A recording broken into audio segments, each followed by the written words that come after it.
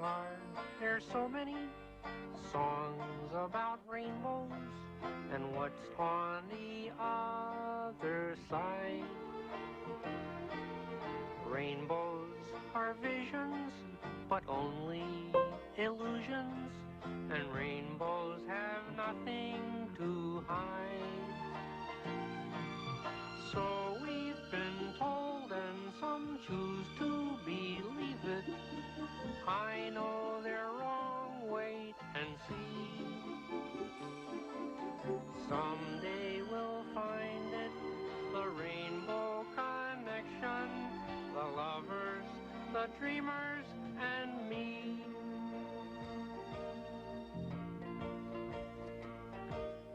Who said that every wish would be heard and answered when wished on the morning star? Somebody thought of that, and someone believed it. Look what it's done so far. What's so amazing that keeps us stargazing? And what do we think we might see? Someday we'll find it, the rainbow connection, the lovers, the dreamers, and me. All of us under its spell, we know that it's probably magic. Have you been half asleep, and have you heard voices? I've heard them calling my name. Is this the sweet sound that calls the young sailors? The voice might be one and the same. I've heard it too many times to ignore it. It's something that I'm supposed to be. Someday we'll find it, the rainbow connection, the lovers, the dreamers, and me. La da da dee da da, la da da da dee da do.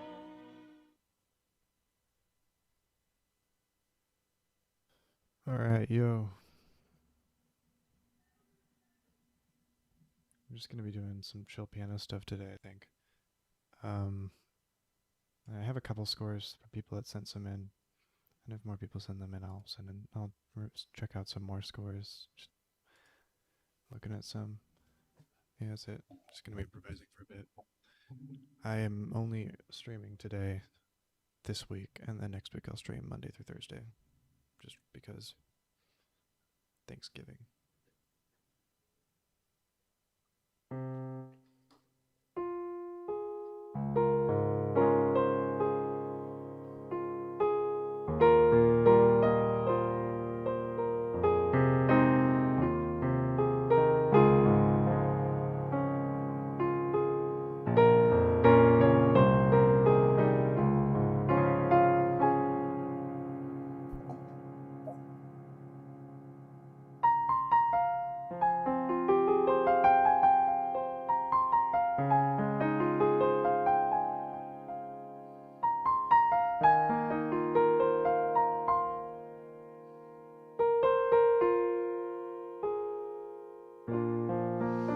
Read the description. I think you're on YouTube.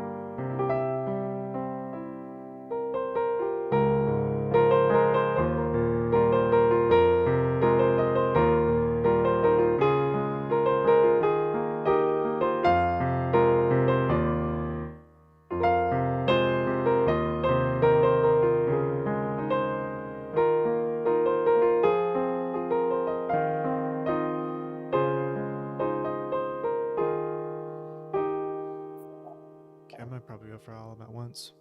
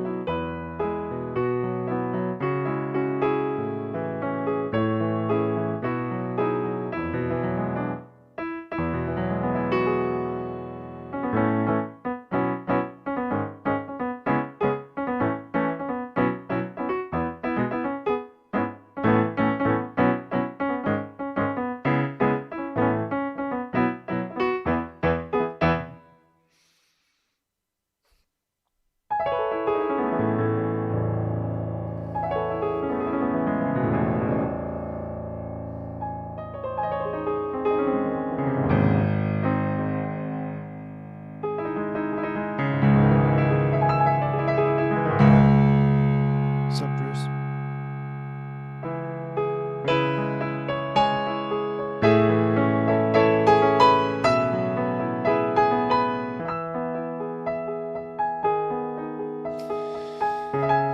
Ping everybody on the Discord, to be honest. And be like, yo, just come to my stream if you want me to review your score.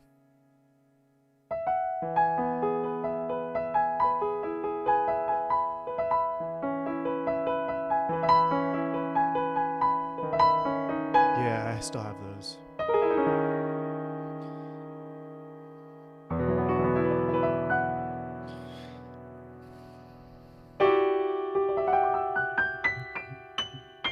I'm gonna ping everybody really quick. I'm gonna play piano for a bit more until I get a couple more, and then I'm gonna do that for a bit, and then close off with a bit of piano time, I guess, afterwards.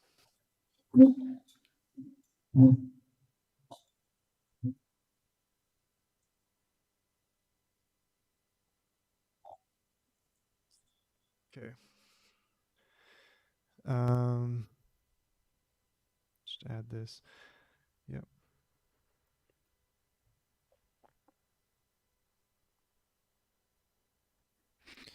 Dope. Okay, I'm gonna.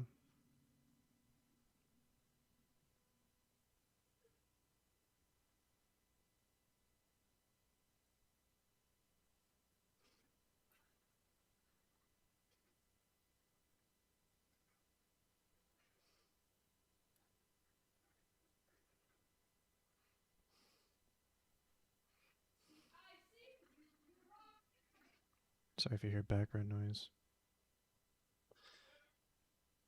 Okay. Pinging everybody. Hopefully nobody gets upset by that.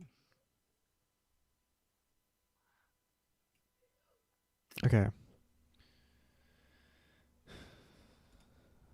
I'll just start, I guess. So I got a couple here.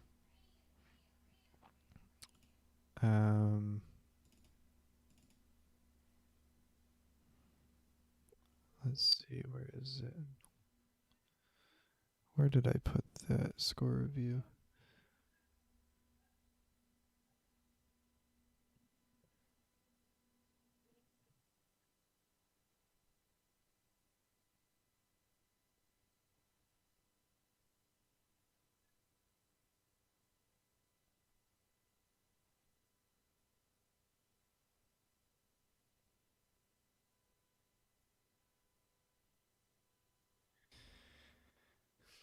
All right. Let's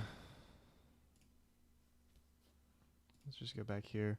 I think the easiest way to go about this, I'm just going to go for it, I guess. Nothing crazy. Nothing too fancy about this. I think this is, oh shoot, I don't think Ryan's here. That's okay. Let's do some, actually, let's start with people who are here. Don't think, that's also Ryan. Don't know who this is. Oh shoot, I probably should have put a name to this. Let's just do Viola Jerry's. Might be hard to see since it's a YouTube video. I don't know if there's a... Oh, hey.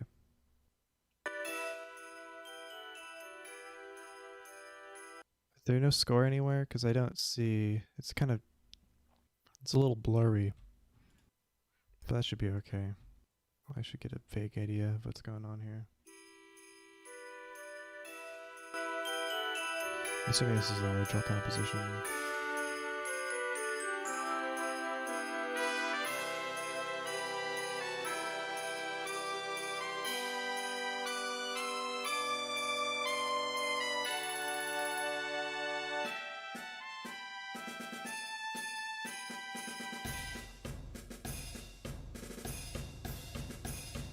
Straight off the bat, I don't know if this is...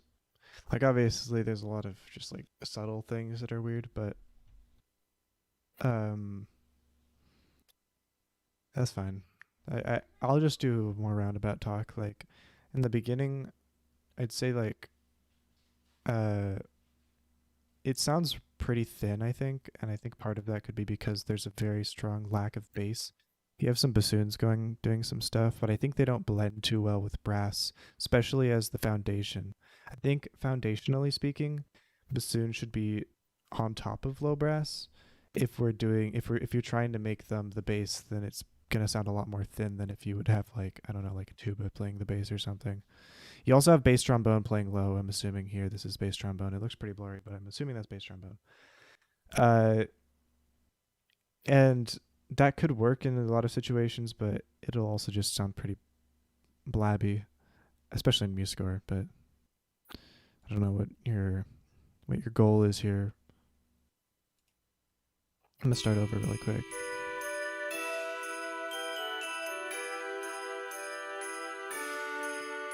I can see what you're going for with that chord progression. Like sort of like a...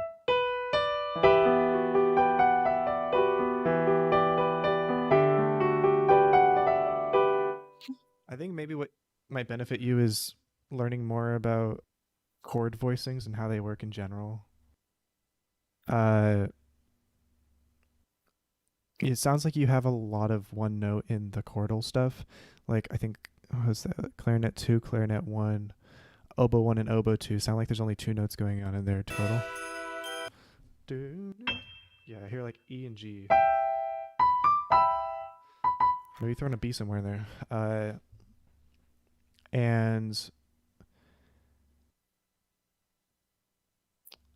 yeah, I don't know. Percussion's cool though. I'll just keep going. What's up, Cade? So that's kind of cool. So I see what you're going for still here. I'm doing the same section, obviously. I guess I went through it first talking more about textural clarity, and now I'm going to go through it talking about chordal clarity. Landing on that C chord on bar 5 is kind of cool, like resting on the predominant sort of feeling. I think you're going for something like... something like that.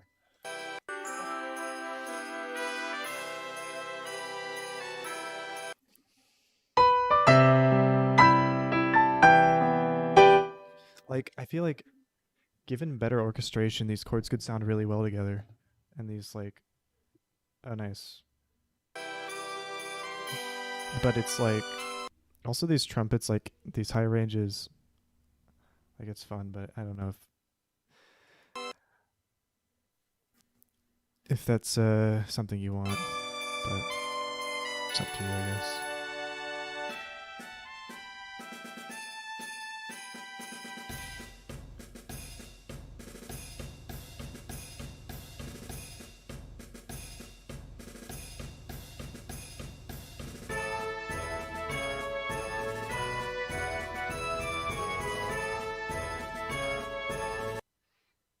Okay, so one thing I noticed is your bass and so you got like in the melody, but then you got in the bass. So together it's like there's not really any difference between those two things. I don't know if that's a good thing to you or not.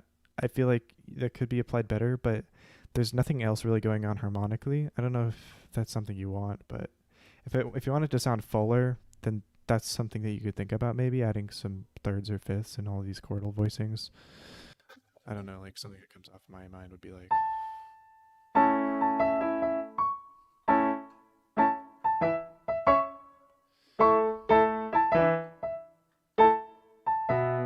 let me think about this for a second, sorry.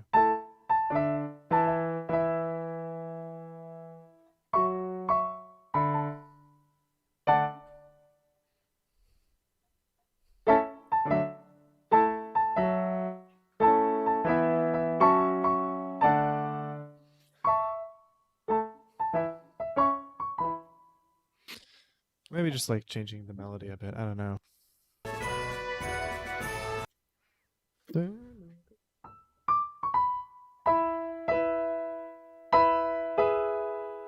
Like just like throw in like an E chord there. Oh, I guess I'm not in.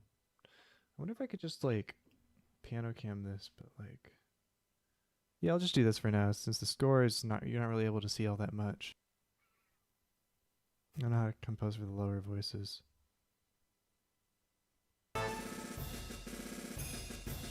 Yeah, it's a lot of just like learning more about chord voicings and like figuring out like this is the one chord, so I'm gonna put the 5 in the 5 of this chord in trombone 2 and the 3 of this in one trombone 1 or whatever.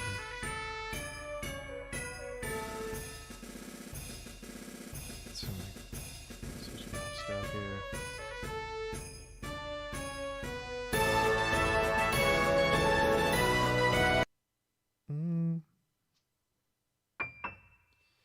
Okay, so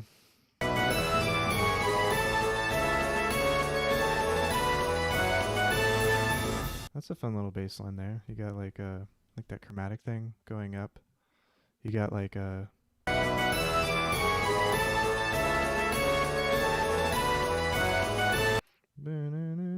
that's kind of fun. There's some rests.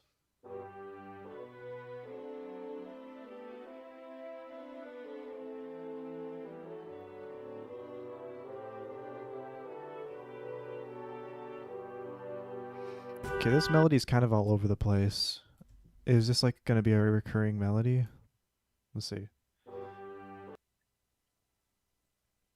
Yeah, it's Steverman. Skylar, just go into the description of this YouTube stream. Steverman, it's fine as long as I can see the score, hear it, or something. Read the description.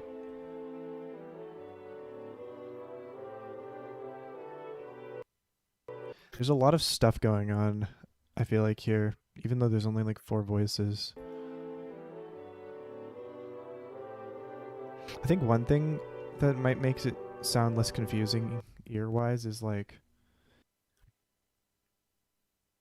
when you have like something happening, it's like a moving line, when it doesn't move, that's when you can have like the background stuff moving and it makes it sound less like cluttered orchestrationally. So like here you got like, I'm assuming that was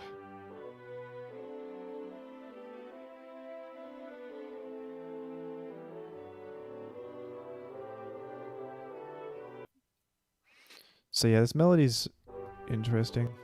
I don't know. Okay, so these bassoons have this like these chords are also kind of wacky, yo. I can't really tell what you're trying to go for here, like harmonically. That's like a 5.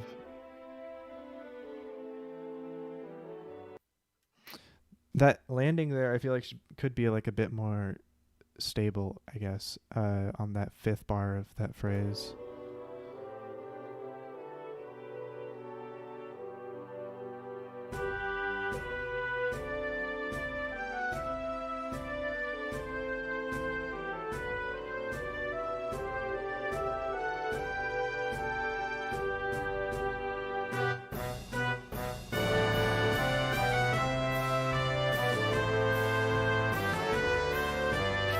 Again, there's a lot of unison in all these brass parts, particularly, and just like all of these melodic parts.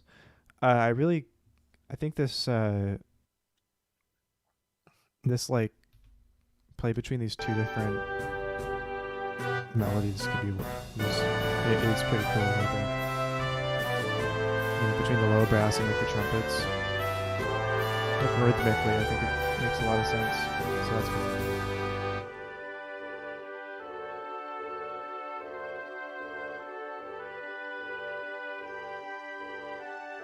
This part's pretty straightforward, so that's good, I guess.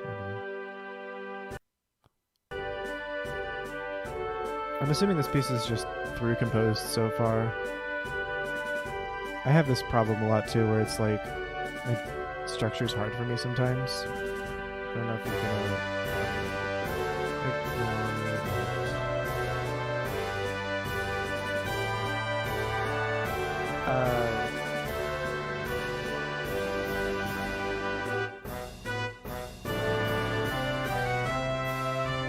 Yeah, especially when I was starting out, I feel like it was pretty similar to you, where it's like there's a bunch of ideas and I kind of just like throw them together. I just keep writing and going forward rather than like thinking about it first, like thinking about a larger form thing, being like, here's this melody at the beginning that I'm doing. Like that's like very different to what's happening here, which isn't a bad thing in it on its own right, but like it just is like there's this one thing and then there's this other thing and then there's other stuff and then there's other stuff. And that's not necessarily a bad thing. Just like, I don't know. It's kind of just going all over the place at the moment. I'm just going to go into something else.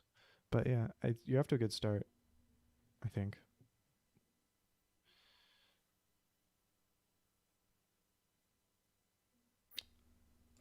Kate, I'm ignoring your score. Because it's never going to give you up. I'm assuming this isn't yours. Unless it is. Assuming it's not, though. Yeah, no, it's not. Okay. Oh, what? That's weird. Hold up. This link is kind of wacky-o, but I'm assuming this is the right one, right? Yeah, I think so.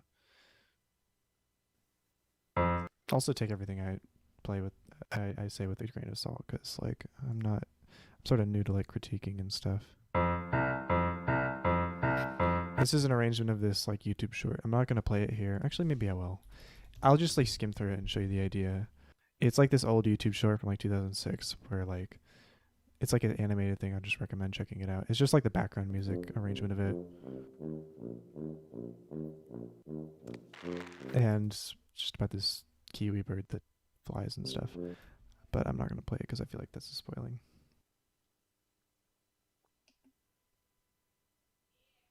And then, okay, so I'm just gonna listen to this. I feel like there's not gonna be anything that I can say about this, to be honest, because it's just an arrangement of a piece that's really simple rhythmically and harmonically.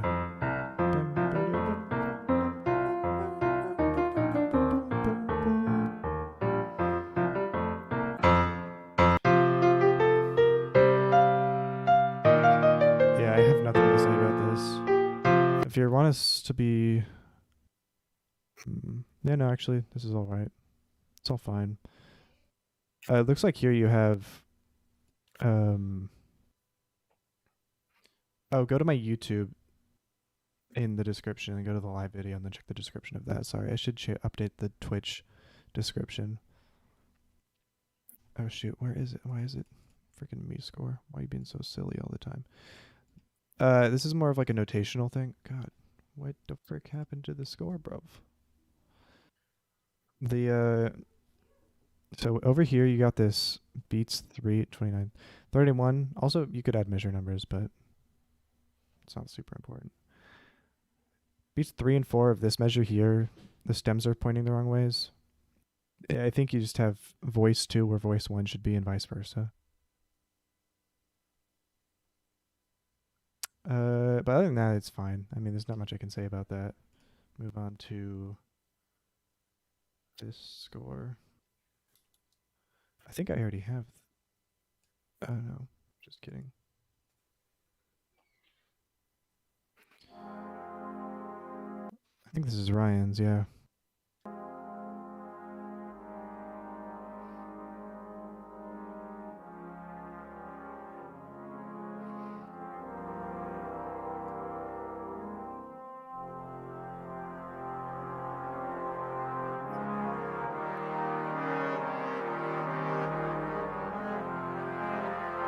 Maybe, okay, I know this is built for Sibelius, and obviously you're a lot more further along than a lot of the people here. So take everything I say with a much bigger grain of salt than I'm implying that everybody else should. And I don't even know if Ryan's here. But it might sound cool if like this line right here with this bass trombone part. Oh cool. Okay. Wait, is that Ryan? Is that your Twitch account? I'm assuming that's Ryan. It might be cool if these like triplets are like staccato or something. I don't know. Oh, I see it. Cool. So like I don't know. I know like I think this is Note Performer. I assume.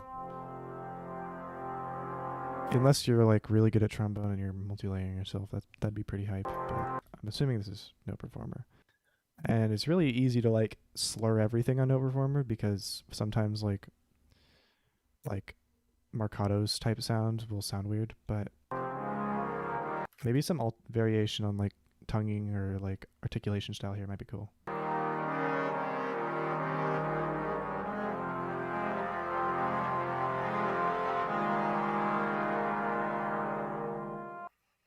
Oh, what's that chord? That chord's like kind of muddy.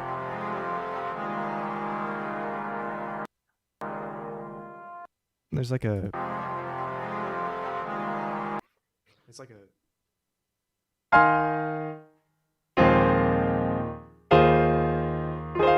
Something like that. Yeah, I got it. I'm just having to go through others first. Hello, it's my biscuit.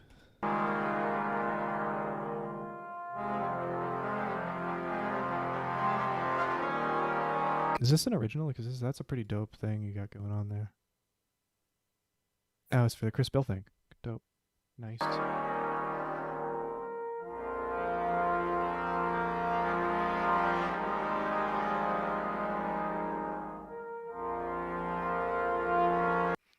Alienator. You should be fine, yeah. Yeah, you sent it to me.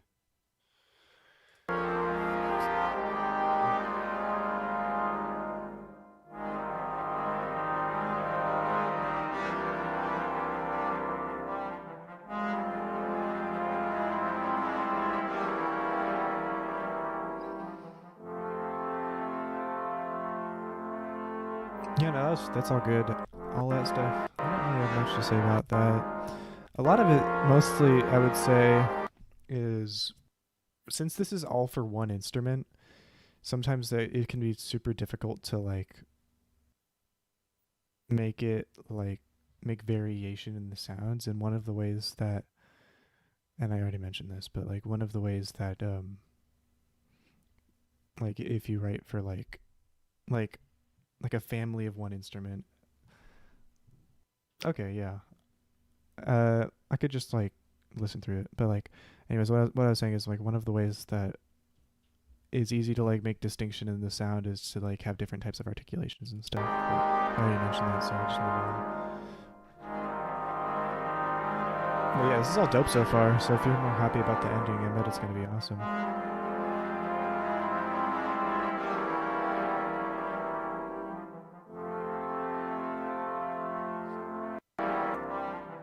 Sorry. I think maybe the sound you're trying to go for there is more of like a... I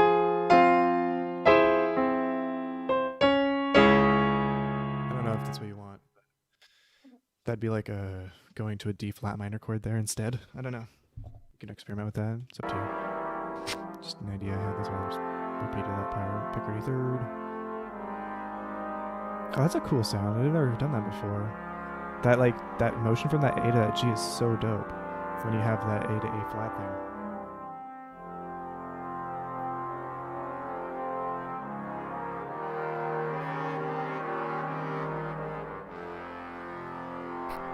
is hype.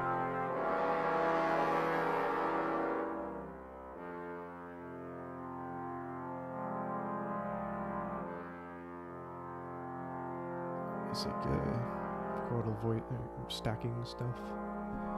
Dig. So we got the main melody, I assume, coming in here for this next section.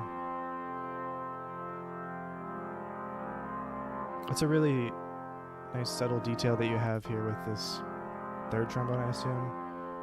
Is you got like, as soon as this melody comes in, you have it move down to an A. I don't know if that was intentional, but it kind of, I think it's nice. Go to my YouTube and go to the live video, the description, join that Discord. I gotta fix that. One thing is I'd recommend, since all of these parts are like the same, I would recommend having short names here of some sort. I'm assuming you can use Sibelius, so I don't know exactly how you do that, but that'd be nice just so that as a reference, because it's a lot more confusing when there's all of the same instrument going on. I'm gonna go back a bit since I was talking over that.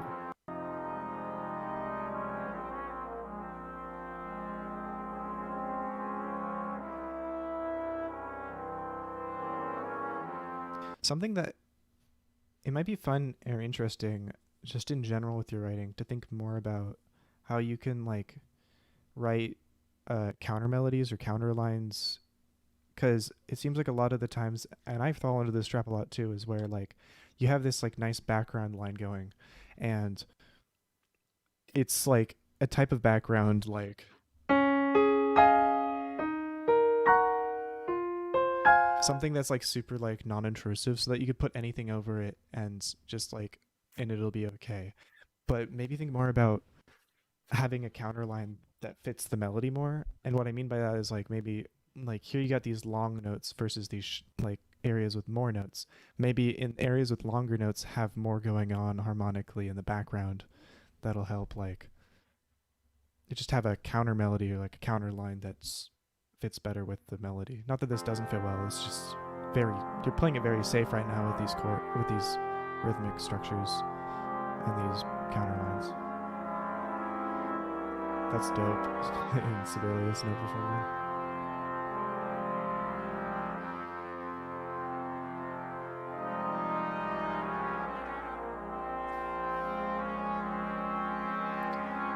That clash between that C and that D flat is so dope there. I'm gonna listen to that again.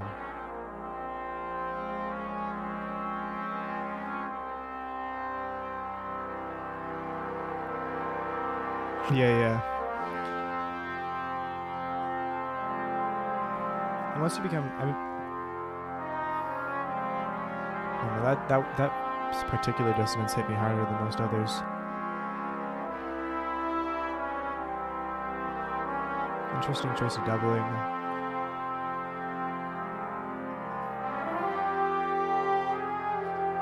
That might be one thing that we talk about in orchestration in the higher level is this idea that when you have one player, you don't have to worry too much about intonation, obviously, because there's one player. And when you have more than two players, then that's also a point where you don't have to worry too much about that kind of thing. But when you have two players exactly, that's the point where you need a really like high level player or group to be able to make it not sound as bad. So like 1 or 3 players playing in unison is pretty easy to cover up. Like, cause once it becomes more than 2 players, for some reason, the sound blends together and it starts sounding like a section of people rather than 2 players playing together, if that makes sense. So I don't know. I just trying to say stuff because I think that might apply here a bit. But also, hypothetically, Chris Bill would play this, so I don't know if that's something that you'd worry about anyways.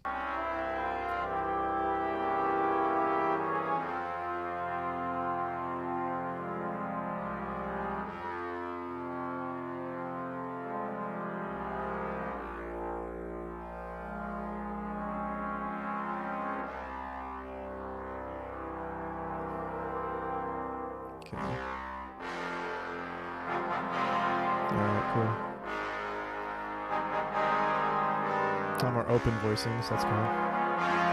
You don't have to shy away from doublings, maybe, if you, because like when you have a lot of one instrument, like a family chamber group type thing, like these trombones, and I did this too. I do this a lot when I write for families or like chamber groups that have this kind of situation. Is like I think I run into like this problem where I like will just have voicings of chords that have like so many notes in them just because I want to make sure everybody's playing something different. But like I feel like we don't really need that to happen. Like more like everybody here is playing different notes.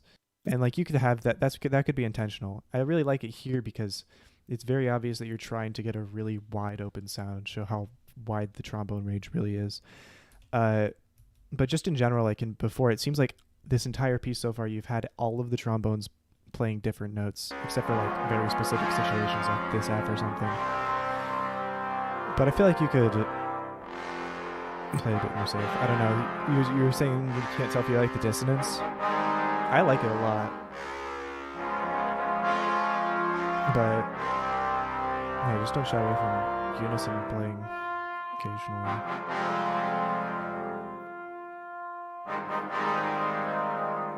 Nice. Cool little, I guess, German augmented sixth chord.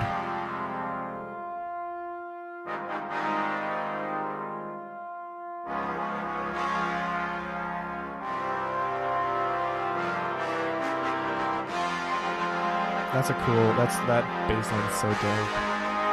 Oh, yeah, I can tell this is the part you were super proud of.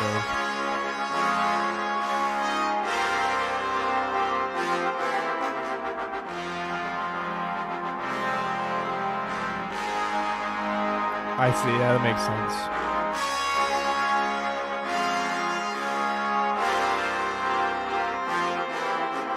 Whatever form you want. As long as I can read it. I can read zip files and Whisper files, but not finale files. Anything else is fine. It's a PDF, YouTube video, anything like that. As long as I can open it. Oh, what the heck? That's dope. Where am I on this scale?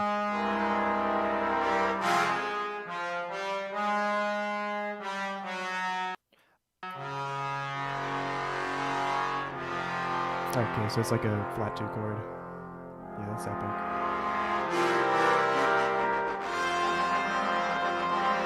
Oh, this is so good. You're doing a really good job at, especially here, like, the amount of instruments playing X parts is, like, really well spaced out. Like, you have doublings that I think are, like really well done. And just like the string 3 groups, I think are balanced very, very well. I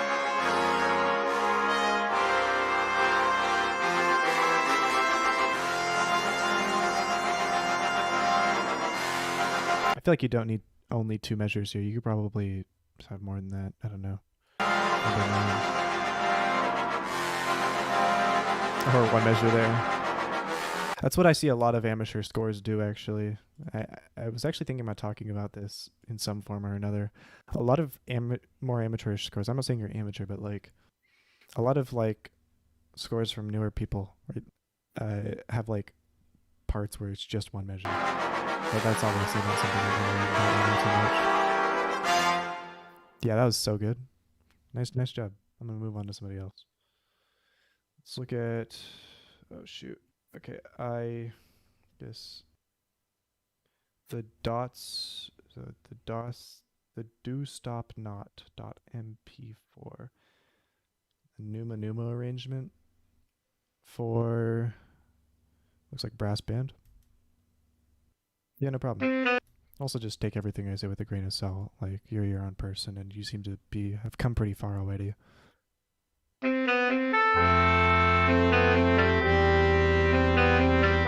Oh, I should probably, yeah, I should link all of you guys his channel. So that was this. Ryan O'Leary. He's a dope dude.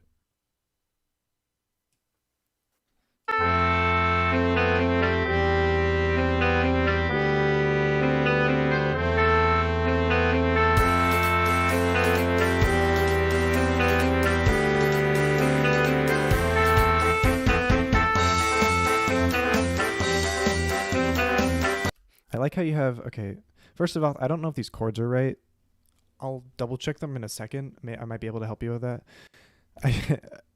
I think this sousaphone bari sax, like boom bop boom bop thing is something that's like inspired by Lucky Chops. They do that between the like Buyo and Leo P a lot, or like the new guy and the other new guy. I don't know their names, frick. But that's a cool little technique that's really that executes pretty well in brass band. I'm gonna check these chords really quick.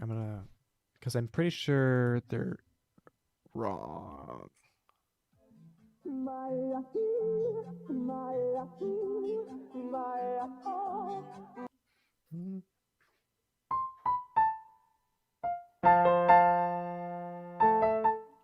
hold up. Sorry, give me a second.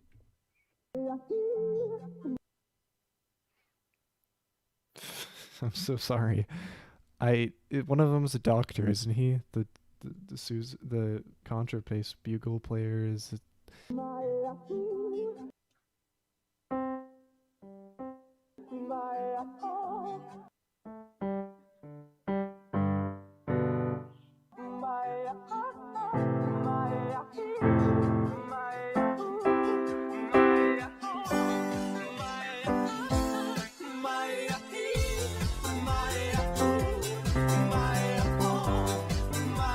I'm assuming you have the bass line there correct. Okay, yeah. So this chord right here, I think it's primarily the second chord.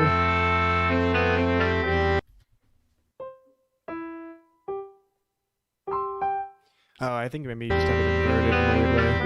Maybe that's intentional.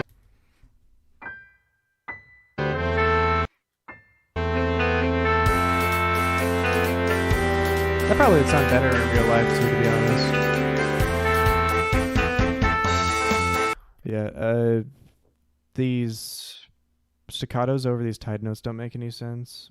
I think you just like selected the whole thing and pressed Shift S.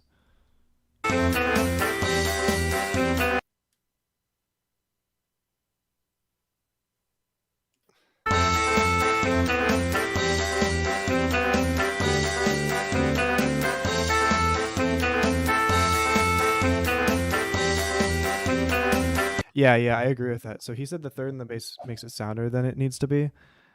So I think he's talking about like every time this chord loops, the second chord, the sousa is playing an E instead of a C, which is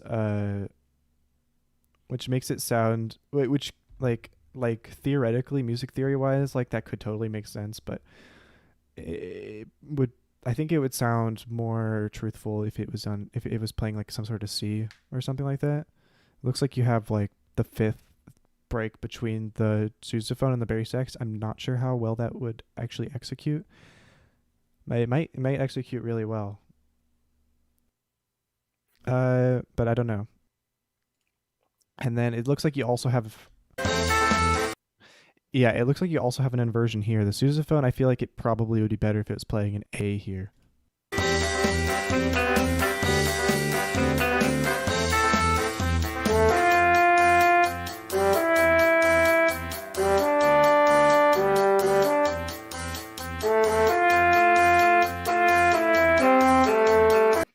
I think that should be a G.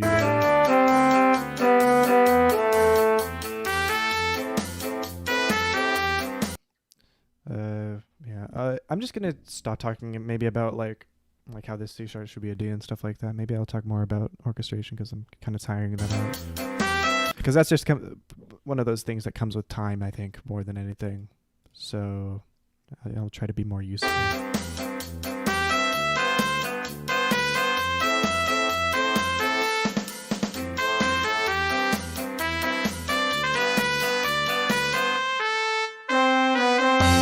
I don't think this drum set part should be fortissimo, personally. Unless everybody else is playing fortissimo or something like that.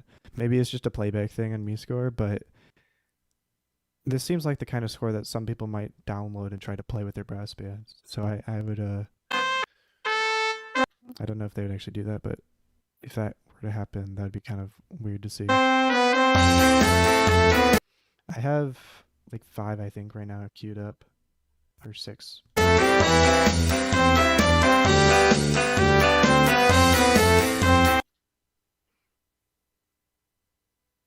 After everyone cuts out. Is it like, where's that part? I don't know what you're talking about. I don't know how well this would execute either, this 8th note offset between the trombone and the sousaphone. I guess you'd have to play that in real life to find out. I think it might sound cool, it might not. There's a lot of people doing downbeats here, though. Oh, no, just kidding. There's a lot of people doing upbeats. Oh, that's even worse. That might be weird. Might be cool, though. I don't know. Depends on your vibe.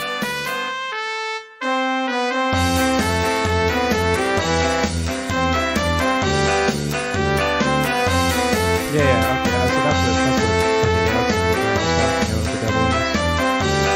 Yeah, I agree. That's good. Probably the best arrangement in my opinion. See, this is maybe a part that third in the bass of the C chord would make a lot more sense. Because, like, thematically, I feel like it works a lot better. But yeah, this part, I think, is one of the best parts of the piece so far. Just like orchestrationally. I don't know if you could use that word in a brass band, but yeah.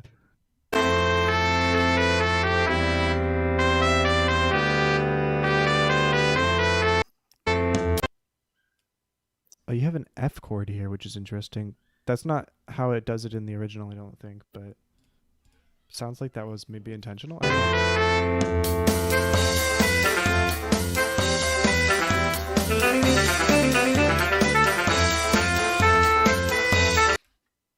Okay, it sounds like you're trying to write out a solo. Maybe I can't. Okay, I'm gonna open up Musical really quick. So hopefully it doesn't mess with my audio. But ignore this. Okay.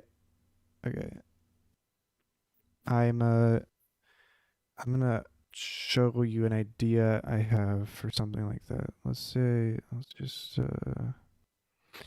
this is a pretty similar instrumentation. Oh shoot, it looks garbage now because of the freaking update. Whatever. Let's say I got like a solo here. Like this is like that written out solo. I would recommend doing something like this where you go into lines here and then you press not that. This one with the 7 Roman numeral. And then click that. And then what I would do is over here on the right, see if you can actually see it in the stream. This texting right here, I would say maybe do like, if you want it to be like improv solo, just be like solo, either like ad lib or just maybe say improv solo. And then I would also maybe write over the chords that they're doing, if that, like, I feel like that would help them. And then one thing I would do also is just change this to like custom dashed and change this to 711 because it'll make it look nicer if you want. That might be nice just to add in that section.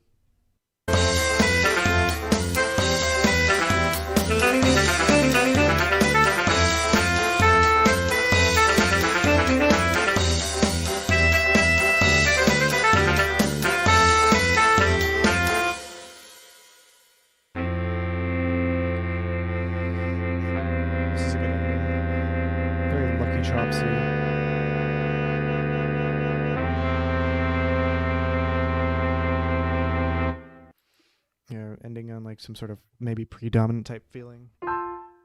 All right, let's move on. I'll link that also. I'll link everything I do. Oh yeah, I'm not. Okay, yeah, I'm not great at horn improv stuff, so I kind of just skimmed over that and hoped nobody would be like. I think with the tenor sax solo, just like write chords, I think would be the best thing. If we're talking logistically, like that actual written out solo, it's fine like formatically. I would recommend looking at, if you're like actually getting into like improv and stuff, I would recommend looking at maybe some lick patterns and stuff, just uh, just so that you're a bit more familiar. But that's more of a thing that really comes with time. So I don't know how much me talking right now would help. That like would have its own an entire like degree dedicated to it. So it's something that I don't think I'm super worried about right now because I don't think anything I'm going to say is really going to help too much with that sort of thing because it's like it's really hard to make a good solo in jazz, especially to write one out without, because like I think it's a lot harder to like just write out a solo than it is to like just to play one on a horn or something. Uh, so I just recommend just uh, maybe looking up some lick patterns, some chord changes, looking in a real book and trying to apply those lick patterns over something else. It's really just a lot of like finding 2 2 5 1 patterns and then just playing them over all 12 keys. But that's more of a jazz thing, and I'm here to talk about scores. This is the score that we looked at just now. Let's look at another one. Okay, next one up is Aliens. Cool. Ah, very anime-esque. This is hype.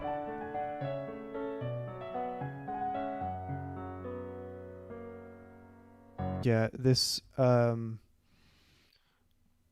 really like that it's really fun to do like in 6/8 do that bum bum bum over bum bum bum in the bass. That's always so fun. Uh Anime progressions, it's really fun to make a melody over like these anime type chord progressions.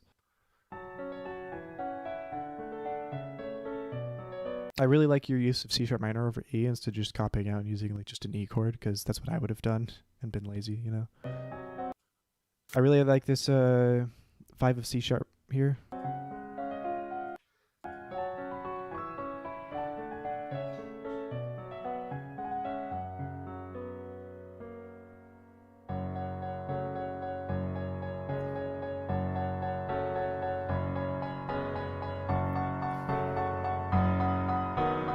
Oh wow, we got a Dorian feeling, I think.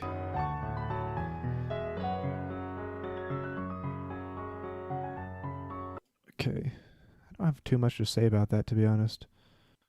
I'm gonna listen to it one more time though. There's the playhead. I see.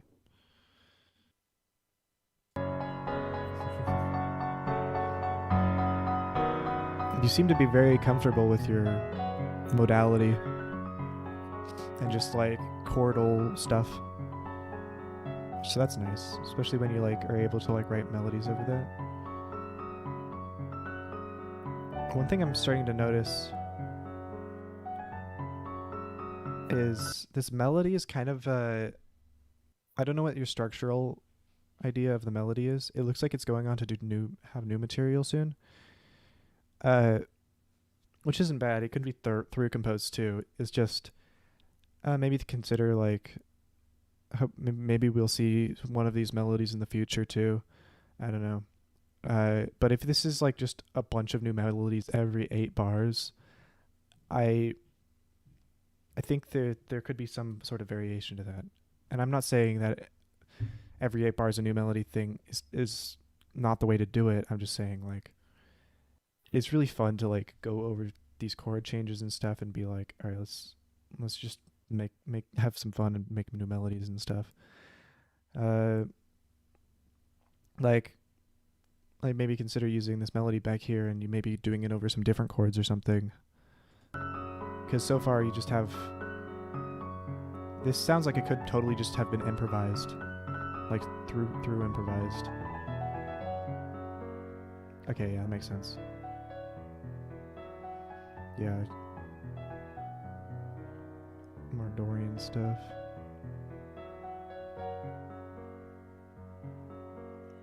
Picardy third.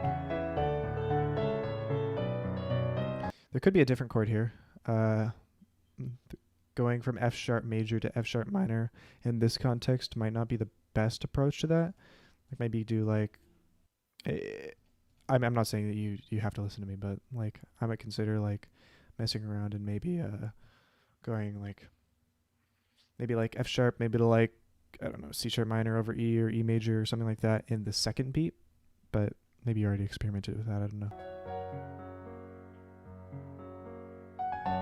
In my head, my beat doesn't actually sound that great.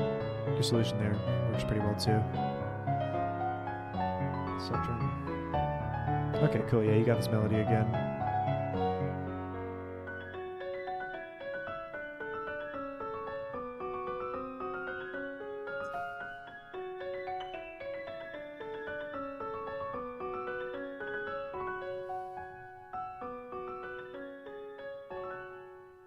Yeah, that's cool. That's a dope piece.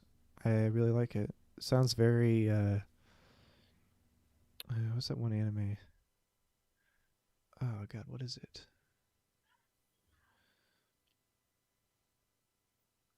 I can't remember the name of the anime, but whatever. Yeah, I'll link this one too.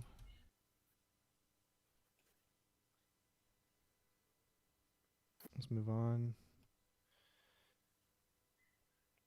Okay, Connor. A flat score. I'm not super familiar with flat, but I'll look at this score.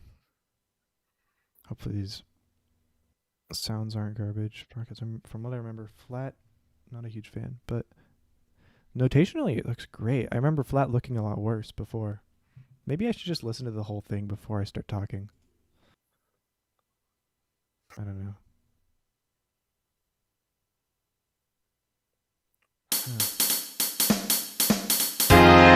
Is this a... I need to make sure... Okay. Oh, fuck.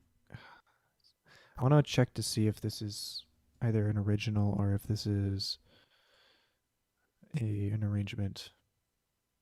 Connor, are you still here?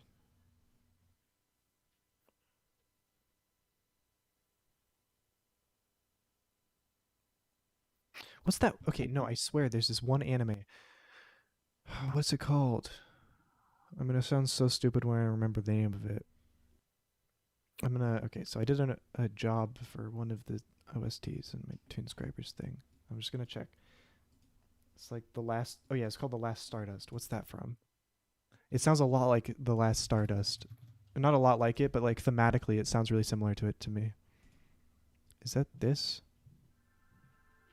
Fate Zero, yeah. You like Fate? No, that's not it. That's not it. It's like this Animens version, maybe? God, why is my YouTube lagging so much?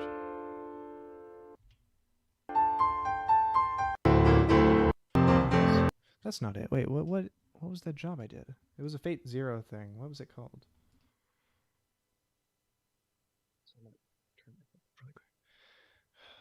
I thought it was called The Last Stardust. That's not the song I was thinking of.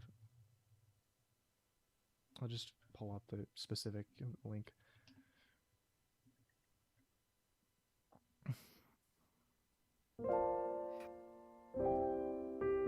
Fate Stay Night Last Stardust. It gave me a lot of vibes of this song.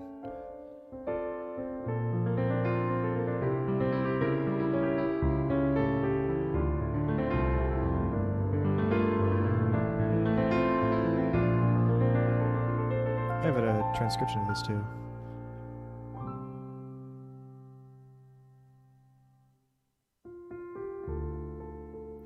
It's a very lazily done transcription though because it was for a job.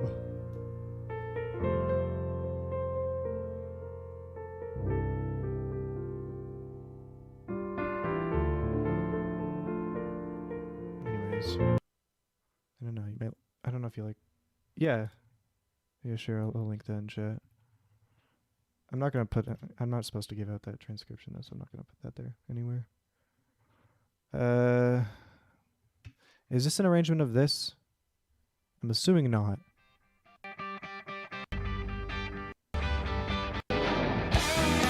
Okay, I'm assuming this is an original.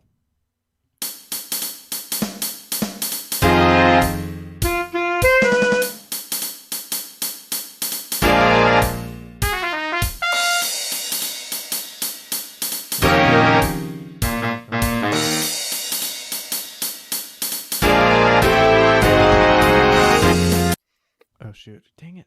Okay, so I think it looks kind of weird having a dotted half note rest there. I would rather quarter note than a half note rest, personally. But I don't know. It's up to you. Dang it.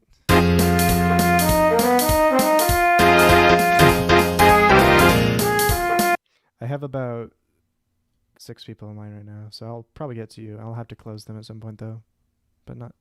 I'll be fine for a bit.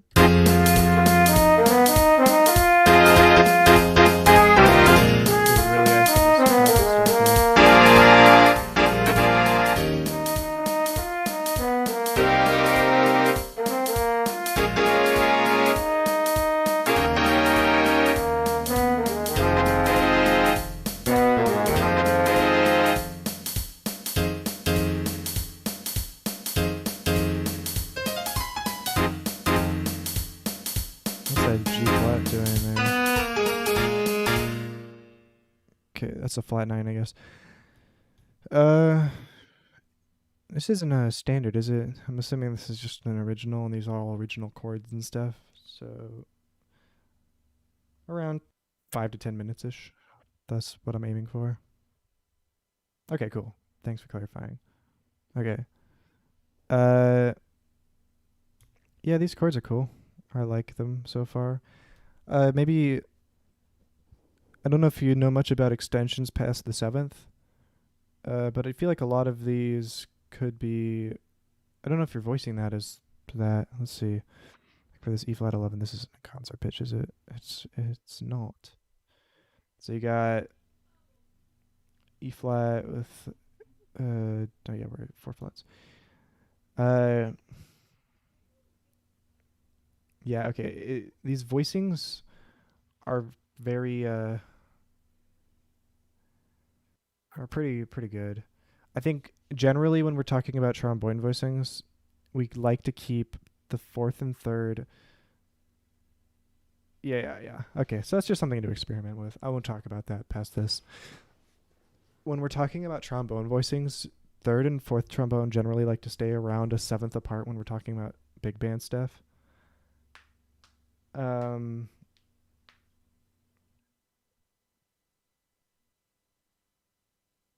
I know. Pay them to me on Discord. Okay, because I don't think the links will work in here either way. Plus, I don't want people putting all the spamming their scores in chat.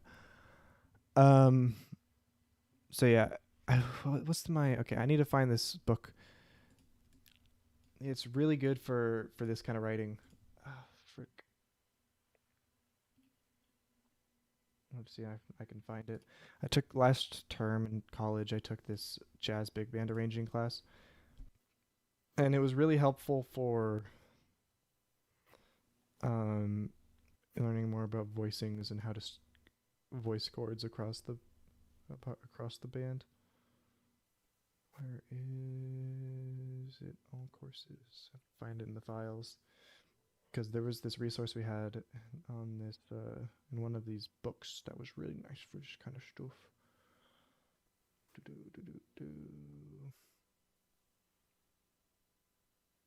Jazz composition for a large ensemble.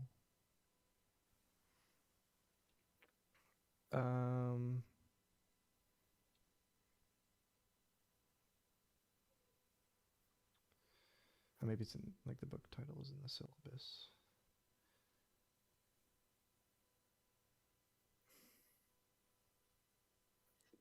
Wait, there's no syllabus? I thought there's syllabus. Frick, this class is dumb. Okay, wait, hold up. I'm so sorry. Give me like 1 more second.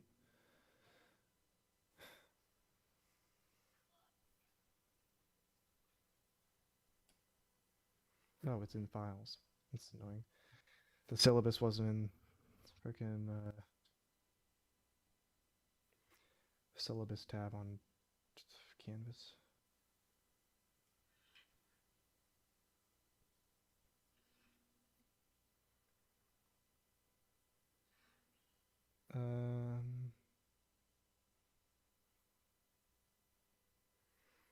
Oh, Inside the Score is one of them. That wasn't the right one. That wasn't the.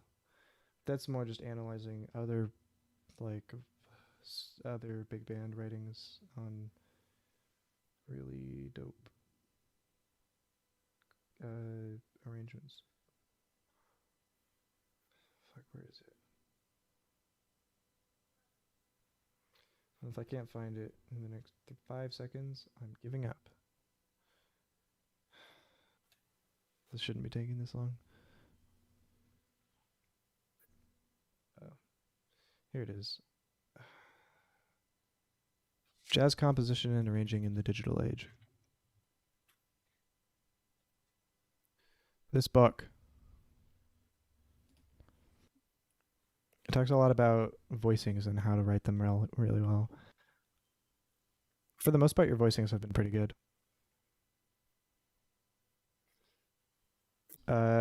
But fourth trombone's a bit high.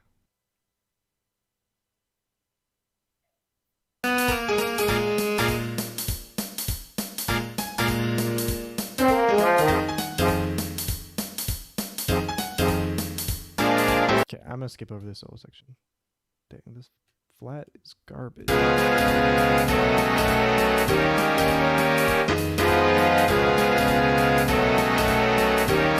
Sorry.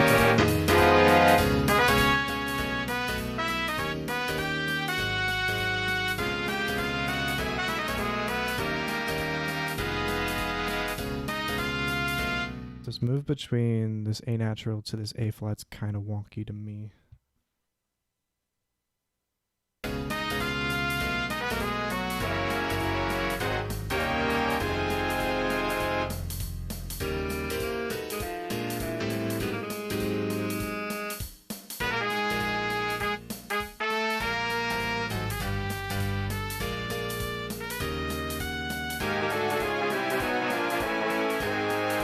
There's a lot of fifths in that last bit. Like, I can just hear a lot of, like, not that fifths are bad. Parallel fifths, don't worry about that kind of shit. But just, it feels very hollow to me. So either go unison, I'd say. I mean, obviously, you don't have to listen to me again. But I'd say either go unison or add more voices there harmonically. And yeah, oh no, don't worry about it. That's what, you don't have to apologize for not being experienced. That's what it's all about. You're off to a really good start though. This MIDI does not do this arrangement justice because this fucking flat is garbage. Okay. Okay. Let's move on. I'll put that in chat. Okay. Next one up is Adam von Badam's score. Super Mario Bros. Themes for big band. Yeah, MuseScore is super powerful and it's free, so there's no real downside. Another flat score. This is so sad. I'll just full screen maybe.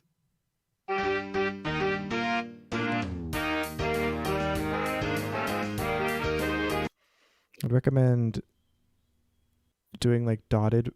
There's a lot of weird places that these eighth notes are on, so like reading this as a piano player, it would be really hard to know where these beats are landing.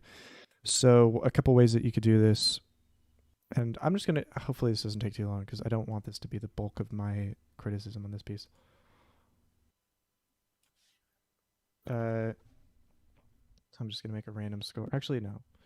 I'll just notate this one bar in MuseScore really quick, and then I'll show you how I would change it, just to help a bit. Where in 3 flats, I'm just gonna notate the rhythms. It doesn't matter because the notes don't really matter. So you have a note here. They're all eighth notes too, which is part of the problem. Got that. Oh, I'm in 6/8. Frick. Oh my gosh. And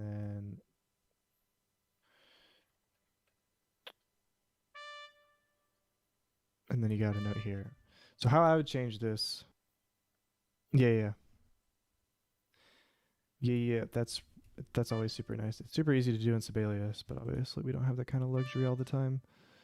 So If you really want this to be an eighth note, I'm not sure that that's that important to you. I would recommend changing this to a 16th note, making this a eighth note rest, so that you have two separate beats here.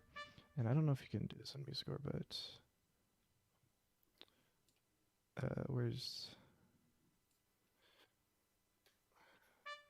In an ideal world, yeah, there it goes. Okay. I would want to do something like this, but I want to like have it not beam together. Maybe that's fine too. So then I would go like this and then another one of these. This one, I think doing it like this makes it a lot easier to read. I don't know if that's super possible in because now I know that's just and I really can't tell that here. It's really hard to tell. But yeah. Oops. I don't know if I messed something up.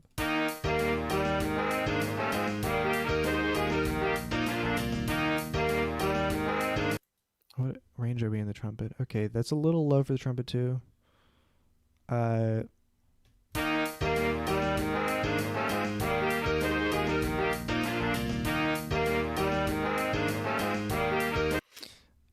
I would recommend also this whole one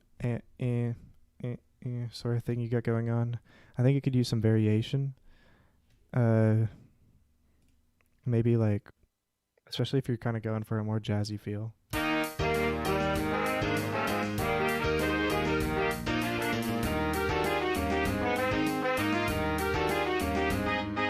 Yeah, a lot of these stems should be connected or just like different, but I'm just gonna stop talking about that entirely. So that variation, there's a lot of I'm not gonna, I guess I obviously can't say anything about the melody because it's just the Mari melody. And then orchestrationally, are you doing an alright job so far? Let's move on to this.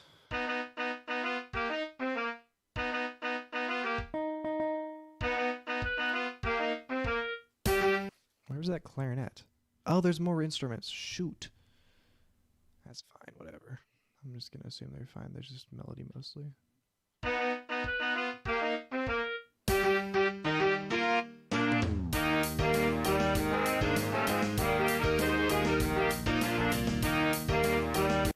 Maybe this would make more sense if it was as a jazz score. This might make more sense. Double valued, so cut time, I guess, technically, if you're continuing with that.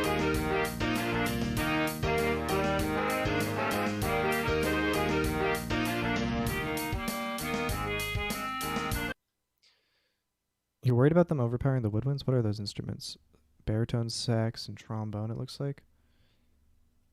I think that's fine, bro. I wouldn't worry about that too much. Everybody's piano there. I would write more dynamics in at the beginning. I forgot to check that. Looks like he just kind of started writing and didn't write any dynamics.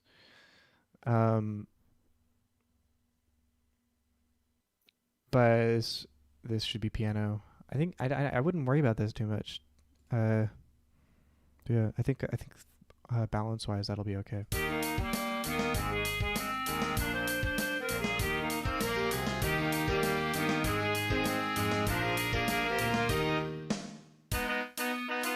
Unless you have players that are prone to overpower those clarinets and quiet clarinets or something.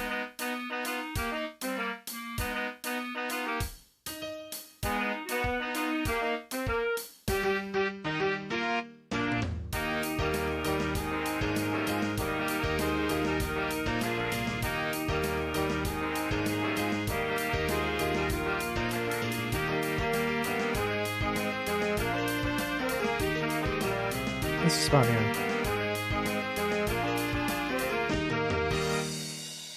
Yeah, that ending was so fun. Same critique about maybe like thinking about having these stabs in the rhythm section be more varied rather than just and maybe and e and two and or something. Just like play around with it a bit. I don't know. But that was good. Nice job. Oh shoot, I need to Put that in chat. Let's move on to Kulian. We got Taylor's feedback breakdown, but I don't want to hog the time. All right, cool. Yeah, I'll just look at this one right now. No, go for it. Send some in my PMs. I'll download these so I don't show your Discord. I'm not sure you're super worried about that, but I'll just do this anyways. It's your turn. All right, mirrors.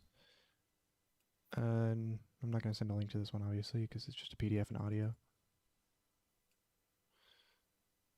It's like it's a wind ensemble. Oh, it's a like some sort of chamber orchestra. Okay, fun. I was thinking about writing for a chamber orchestra recently too. Looks like you know how to write for harmonics, so that's fun. Maybe I'm dealing with somebody who's a little bit more experienced.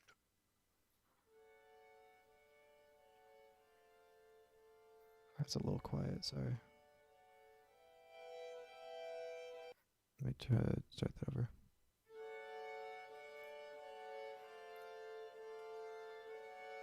I'm gonna blast my ears in a second, sorry, probably. It's a bit more contemporary.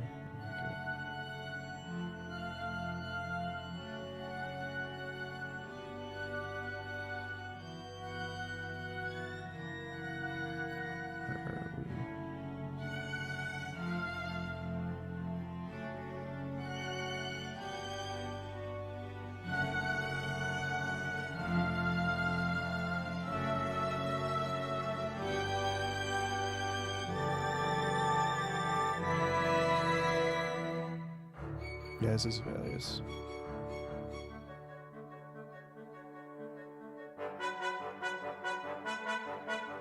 Oh, you're in concert pitch, I see, okay.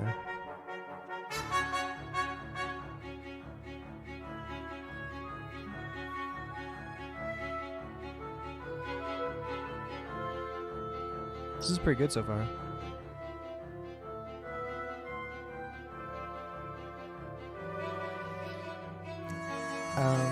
Let's just put this on the second monitor really quick. I said this about somebody else's score. I'm not sure if you're here. It's really easy to fall into this trap of having this counter melody that just is the same rhythm over and over, or just like bass line or something, and just using that as a foundation and just putting stuff on top of it, you know? I think maybe like, and obviously you're a lot further ahead than a lot of people here are, so take everything I say with a huge grain of salt. Maybe think about how the melody is shaped a bit, and then be like, maybe on long notes, have something a bit more interesting in this part, or something like that.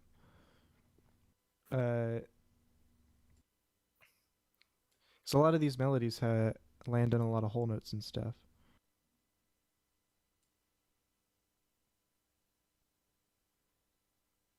Yeah. You can just send the musical file.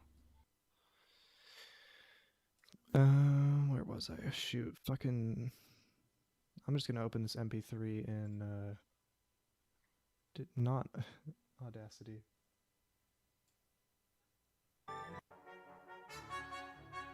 Where is it now? Sorry. I'm so sorry about that. My piano got unplugged. I'm not unplugged, turned off.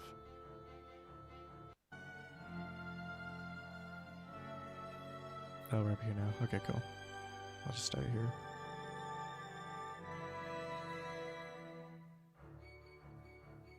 Wait, just kidding. I have no idea where we are. Welp.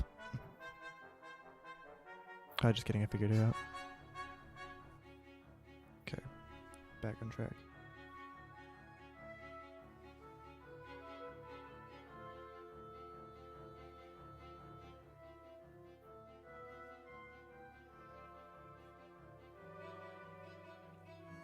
That switch to 4 is really refreshing. I don't know why.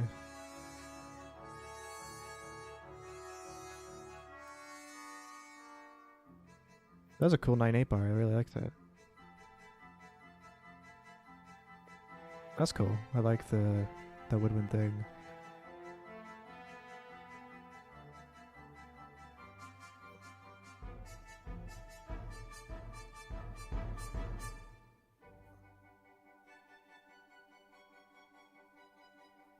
Okay.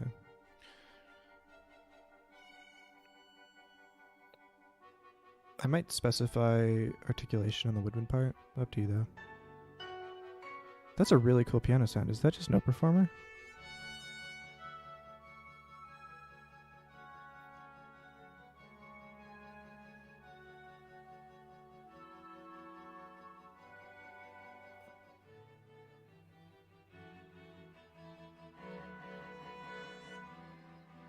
That sounded really good on that piano there.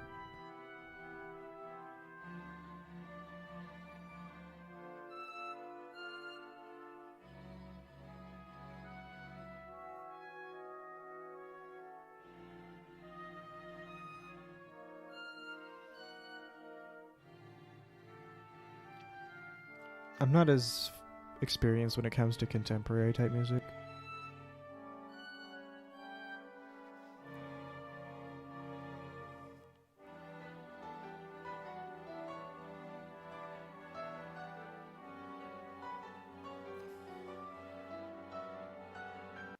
Let me change to post another link.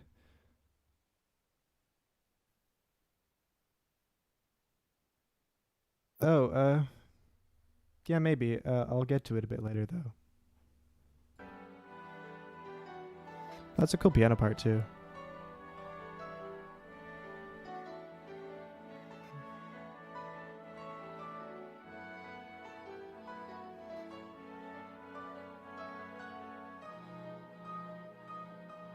Yeah, I really like this melody so far.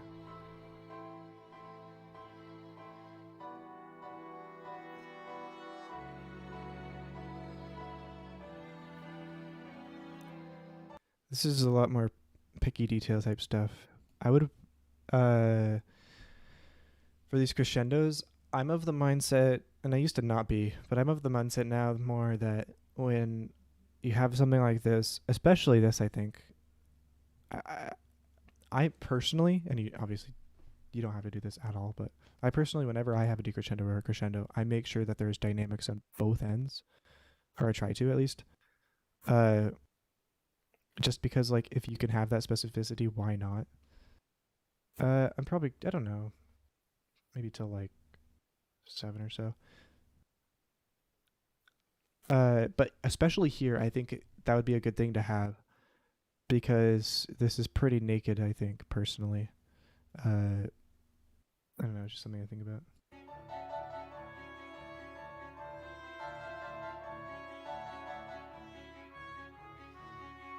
This bar should be whole rest.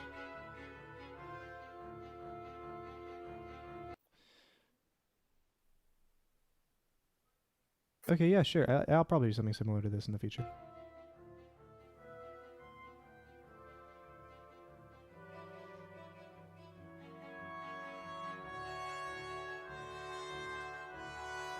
Damn, MuseScore isn't doing this No Performer is not doing that forte justice. I'm assuming this isn't complete, maybe? That's not the ending, is it? I'm assuming that's not complete. Okay, cool. I was gonna be like, that's a weird ending, especially that oboe there. Okay, yeah. I'm not gonna link that since it's just a PDF and audio.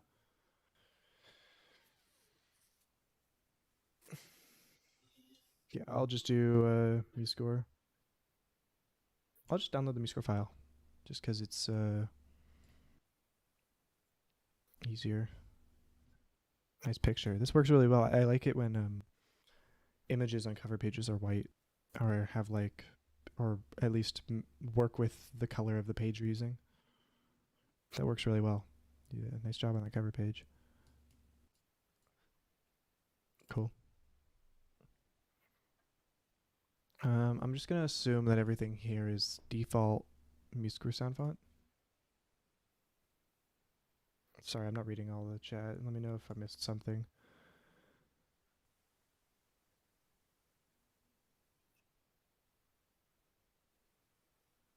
Yeah, it's a Babylon shirt. You know me. Supporting one of my favorite DCI groups. Oh, that is very loud. Oh my gosh. Sorry if I crushed any of y'all's eardrums.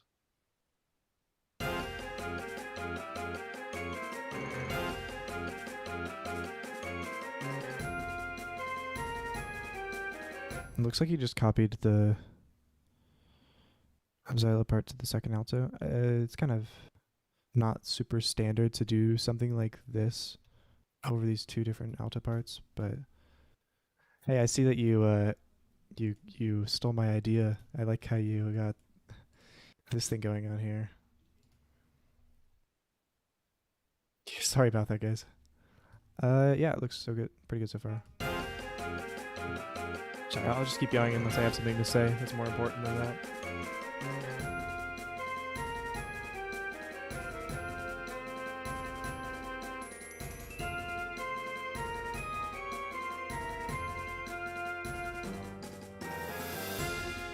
So that's cool. One thing and this is totally optional, but I like doing when I have slurs across, and the second note is a tied note like this. I usually like take the entire slur and just put it across the whole thing. I just think it looks cleaner, personally. It's a good melody though. It's kind of weird to me to just harmonize these notes and not any of the other notes. Like this melody, we got thirds only here, it sounds like. Oh no, they're fourths, fifths, or something. That's weird, but could work. I think that would sound way better in person too. Got a lot of percussion going on.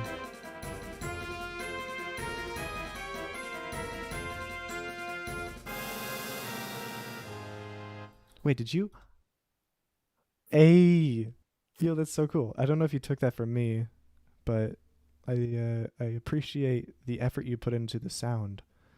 If you don't know what he's doing, yeah. If you don't know what he's doing, he has invisible percussion parts. I was like, wait, did that percussion just decrescendo?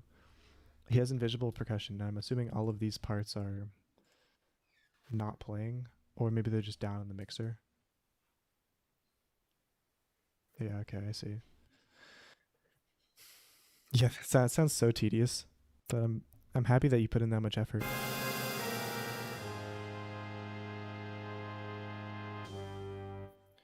Generally, I would put that above. Did you? Okay, I'm assuming you. Okay, that's just an instrument. Okay, cool. Why isn't that playing? Oh, right. Duh. Because it's. Right. I think it sounded like a. Love that timpani part. It sounded like a glockenspiel to me, though. Nice. Oh, fun. Okay.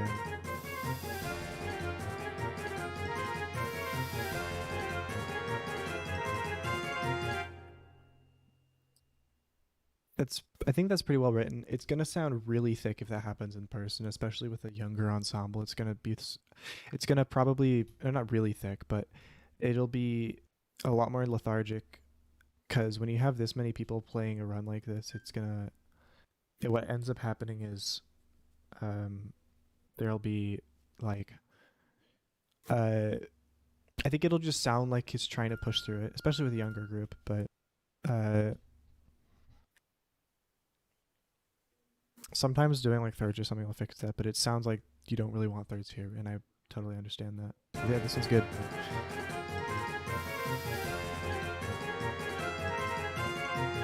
I maybe would have more harmonies here, personally, but again, up to you. With fury.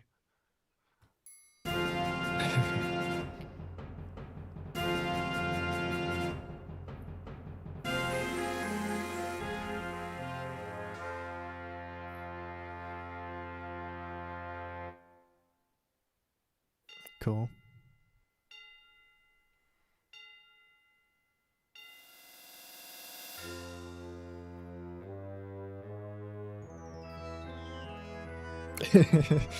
I see you. I see you there with that invisible gliss.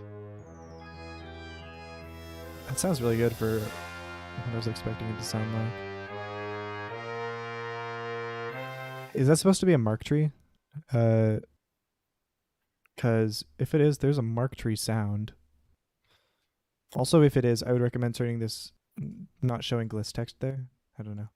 Yeah, okay. If it's a mark tree, there's mark tree sounds. You don't have to make a glissando on a glockenspiel. I think it's why is it? Oh right, because this is muted. Where's percussion part? This is mine. Is this muted? Everything's muted. Okay, well, I'll add a percussion to my own score really quick. I think where the frick is it? Unpitched percussion. I don't know if this will work on drum set. Okay, never mind. I thought there was a maybe there's not a mark tree sound. I could have. There is definitely a mark tree sound somewhere in here.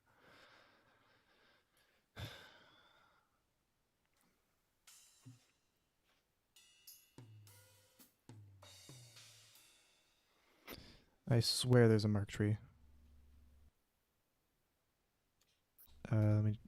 So one thing you could do, I don't know if you know about this, but if you have like a clef staff that's pitched, and then you change this to like a drum set percussion, then you can listen to all of the notes.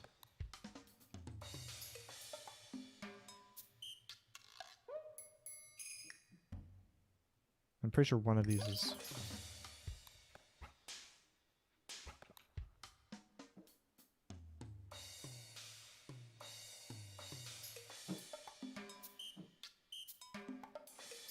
It's under the percussion drum set. I think it's the very last one. It's probably... Oh, there's percussion. Yeah, there it is. That boy. Anyways, I did that once on a really old score one in like 2016 too. I tried to like make a mark tree sound with like a gliss on it. Honestly, it sounds cool. It's just a glockenspiel though. Maybe like something cool might here might be like have this first measure be unison like you have it, but maybe make the second measure that this woodwind stuff comes in, maybe have like thirds or something. Like let me just see if I can like, and then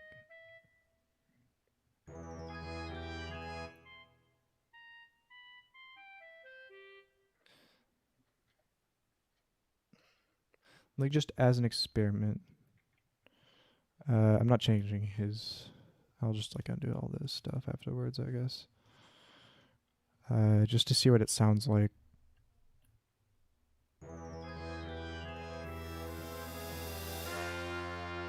I don't know, something like that maybe.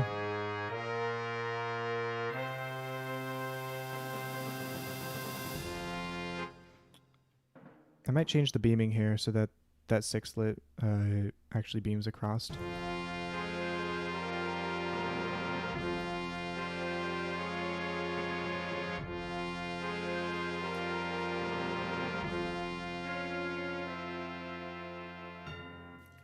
You can have a like a piano at the end of the decrescendo like that. I like your specificity with the AMX though. Also, like if you click this decrescendo and just press the piano, it adds a piano. I like your specificity with this decrescendo. I like this just section in general. It sounds super dope in person. I think a lot doper than Musico's making it sound.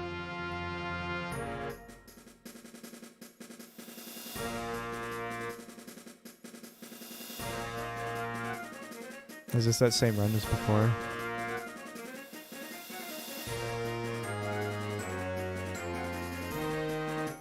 If you're really insistent on using unison here, maybe you just think about making maybe the first 2 bars unison and then maybe more harmony stuff here. You have 1 harmony there in that last chord.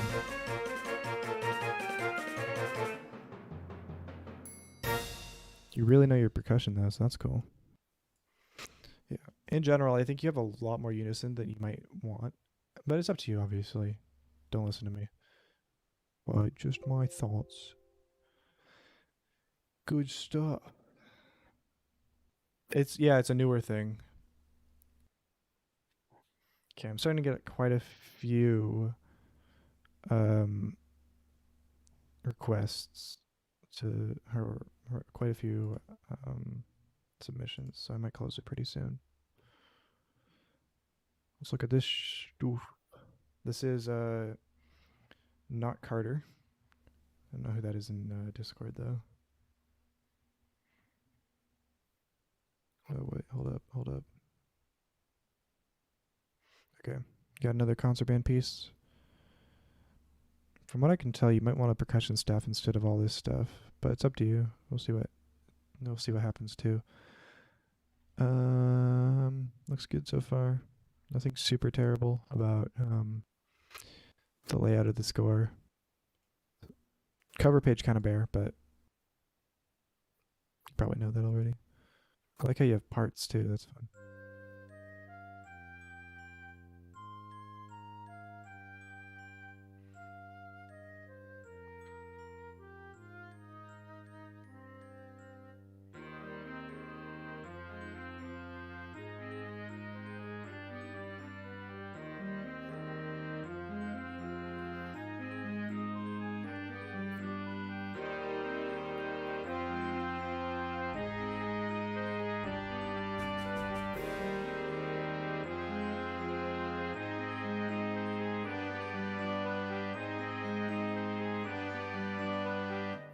Yeah, I think that triplet idea where you have like counteracting triplets on beats 2 and 4 and 1 and 3 would work a lot better in person. I keep saying that about people's scores, so maybe I should lay the back on that.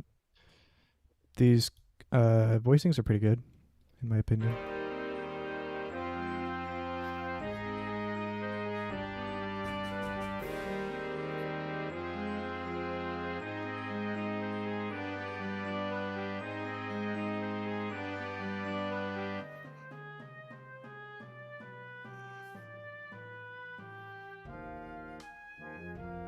Are you intentionally not going to the tonic ever?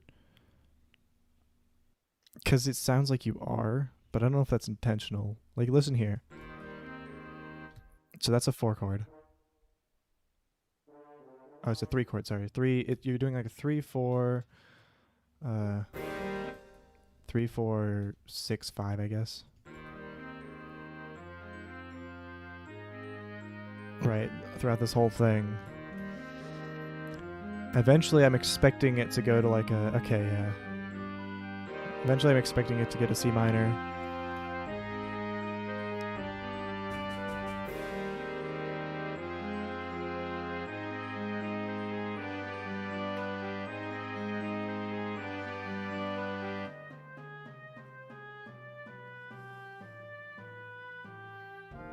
And then I was expecting it to go to C minor there, but it didn't.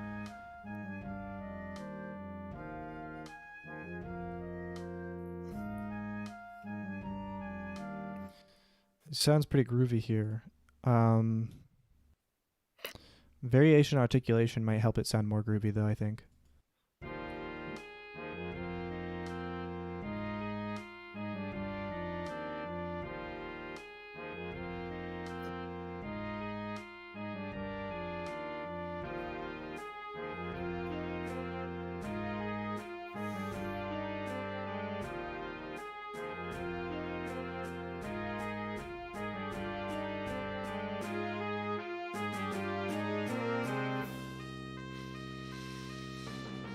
Are you intentionally not having these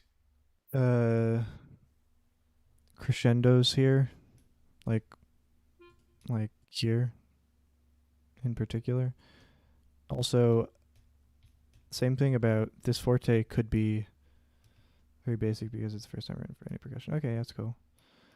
I would recommend like then maybe having 1 or 2 percussion staves, which you can do, just like do that. And then instead of, I need to change the staff size. I'm too lazy to do that. But then just like write with Control T text, the name of the instrument you want to do, and then just like play it down, put it down so you can. It's just like a drum set. Yep. But like these, you could have as the forte just at the end of the crescendo. So that doesn't make, because like in these parts, I assume, what measure is this? 28. What measure 28 is gonna be? See here, it should be connected to this multi-measure rest, but it's not because of this forte. If it wasn't there and that forte was here, that multi-measure rest would be better. But let's talk more about musicality now. I think this E flat here being there is kind of muddying the sound a bit. There's a lot of notes going on there. Oh, just kidding. I'm in concert pitch. All right, I wasn't in concert pitch. Let's make it in concert pitch and look at what notes you're having. It seems like there's a lot of like tonic stuff going on in like higher instruments, but you have this E flat in the bass. I don't know if that's intentional. You know what I'm saying?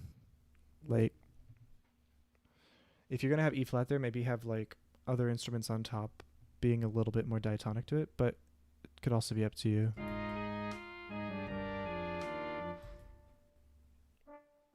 All of these D's make it sound diminished a little bit. Or maybe not. Oh, wait, hold up.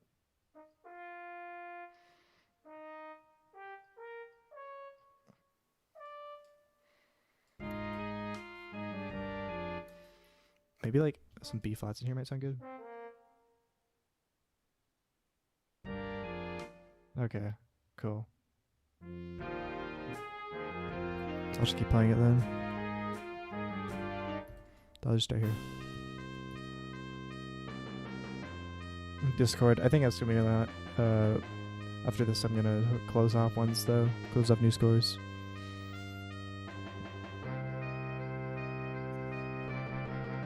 Okay, you got Niente here. I don't know why I have Niente specifically on the flute part. That'd be the one I am least worried about being too loud. And you don't have it on like the low brass.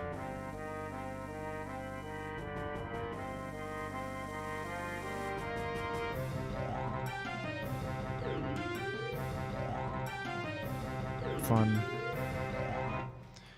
I wonder what this would sound like if you didn't do chromatic but instead made these like a diatonic, maybe? Let's just listen to this.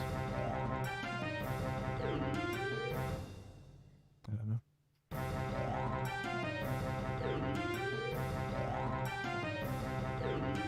That's kind of interesting. Just like everything that's going on here.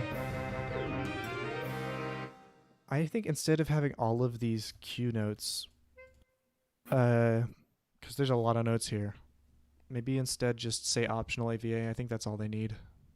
And you could even have like a line here. Like instead of just Control T text, you could have like a line that has the this 7 line and then just make the 7 optional AVA. Instead, that might be better in my opinion, but it's up to you.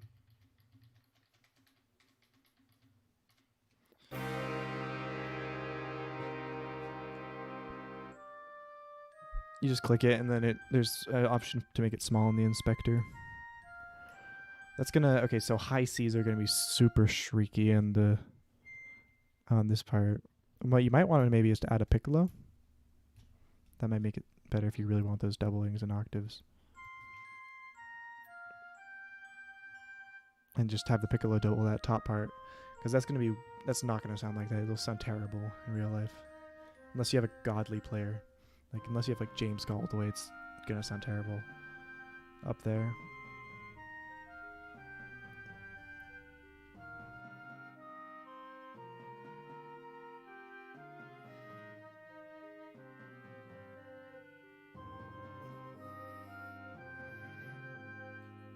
Where's those one-endas coming from?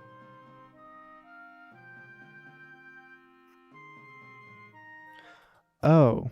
Okay, yeah, this is weird. Okay, so this should be more like this, I think. And then... Because I thought this was like E-anda because like the way that it's written makes it seem like it would be like that. So I would recommend changing this to like just one E-anda to 3 E-anda, 1 E-anda off, 3 E-anda off. Because when it's written like this, it makes me... I see these as preceding this quarter note. Because when I see a quarter note without like the beam being broken up like this is what the equivalent of what you have here. Like these two are the equivalent, but you have this quarter note here instead of this. And then I'm thinking like now when I see this, I see these two as separate beats, and when I see that, I see this as kind of a precedent to this, because this is like, I'm assuming this isn't crossing over anything, but it is. So I was confused. I thought you had like an invisible instrument or something. Your triplet idea is really cool here, though. Like, counterplaying each other. How long does this go for? Oh, we're almost done. Let's skip forward a little bit. Oh, you're writing this for a group.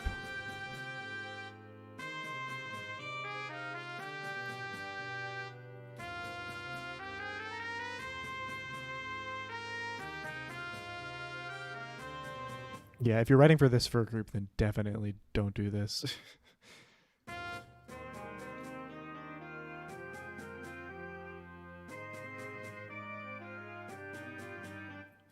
Yes, because readability. I'm not talking about note lengths because of I'm not saying the note lengths here. I'm talking more about readability.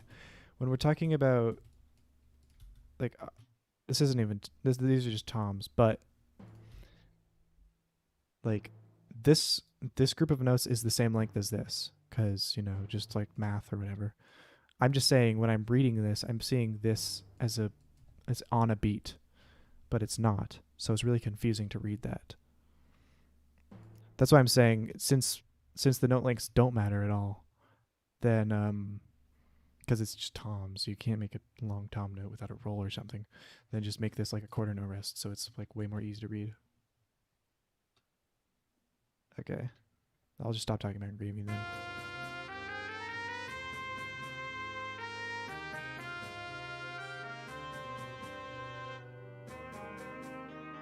Oh, P.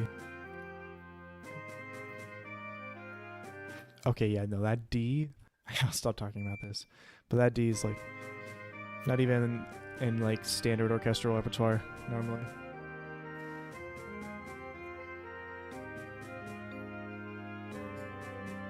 Is that 4 mallet stuff, or is that just... Okay, those are just 3 different mallet percussion instruments. There's a broken niente here, I don't know. Remember you were just saying engraving's broken, so... There's a lot of unison happening here. So it sounds like this is the only E happening here. Maybe, is there E here? Okay, there's E there, but it's very high on tenor sax. That might be weird. As the only third besides the second clarinet. That just might... That I don't think that'll come across. If anything, I think it'll be kind of weird sounding.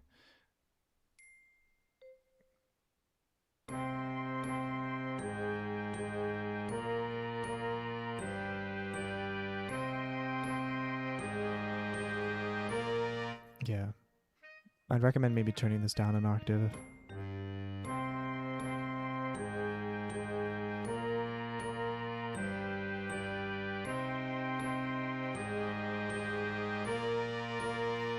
Maybe adding some thirds in some other places besides those. If you were writing for timpani, you'd have to pay attention to what notes he's using, because most players only have fourth timpani occasionally. Yeah, I didn't mention that because I didn't mention that because oh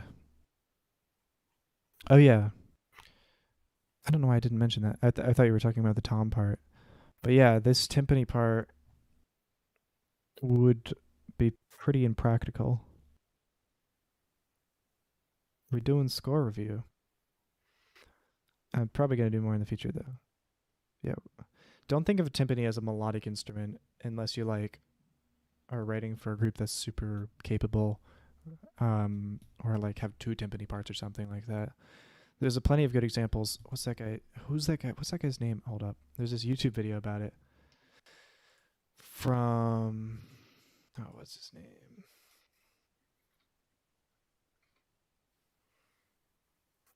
Um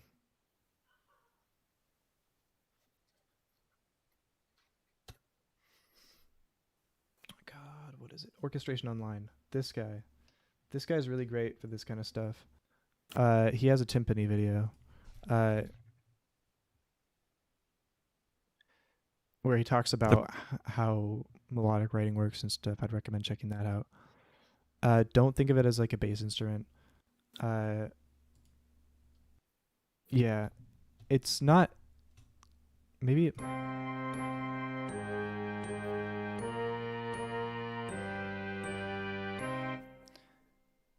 I don't know if you think that there's something wrong with the bass, but because like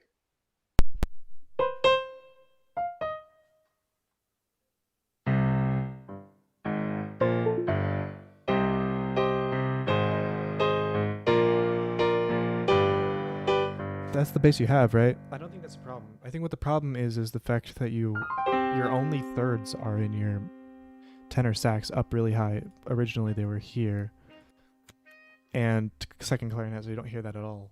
So you don't hear the full. You don't hear the clarity of all these chords. It's the last four measures in the bass part. Oh, I see. Yeah, that is messy.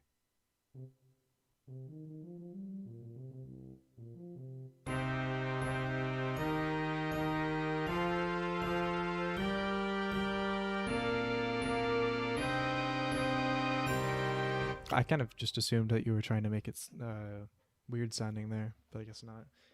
Because you have that C natural and B natural. Because you have the leading tone.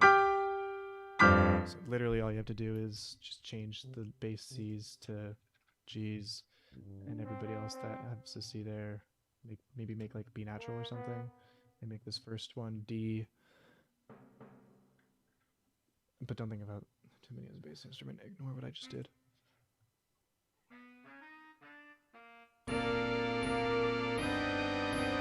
There's some other C's in there somewhere. I'm too lazy to go through it all right now, but yeah, you get the idea. Change all the C's to either D's or B's, and I think you'll be set in that penultimate chord.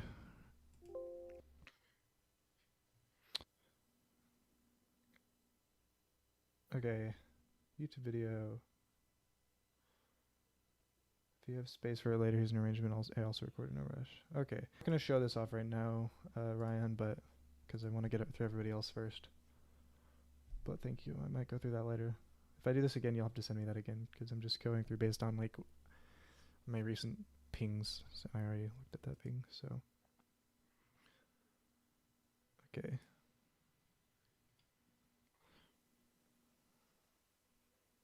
Yeah, no problem. Oh no. Okay, go. Okay.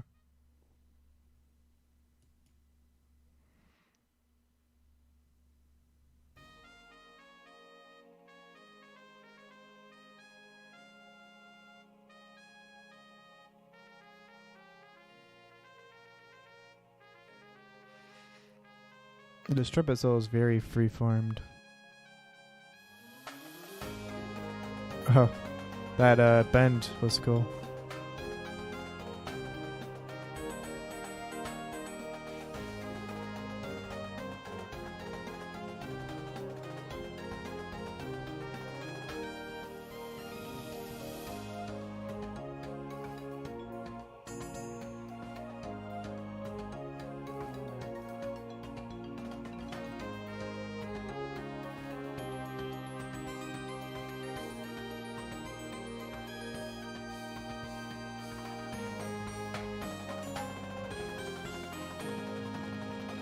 Damn, you're... Oh. Are you a percussionist? I feel like you're a percussionist. Something tells me you're a percussionist. I'll stop on Ellington's then, I guess, because I have like 6 more still. Okay, so a couple things. These chords. Obviously, if you don't know, this isn't the style of DCI kind of. I think this is just a drum corps group. It's a flugelhorn. Oh, right, there's no flugelhorn part or sound in the default sound files, is there?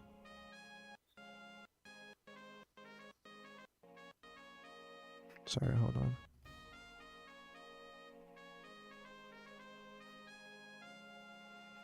So it sounds like...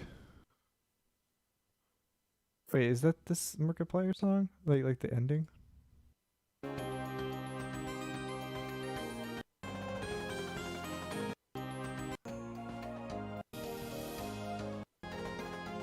What Markiplier song?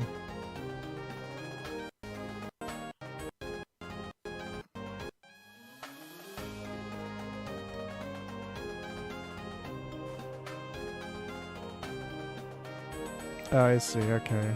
That makes sense then. Is this like... Okay, I'm just gonna ignore that Markiplier comment. Okay, so... You're going... I'm assuming...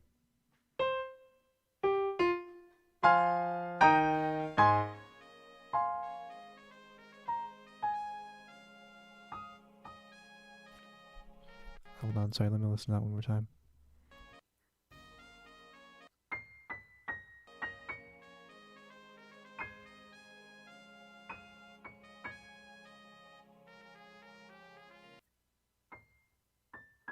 Okay, so to me, I'm hearing this in the key. Oh, space is cool. Yeah, I haven't seen it. So I'm hearing this in the key of B flat at first. Maybe it's because I didn't hear the part prior to this, because it seems like you're starting this in the middle of the score.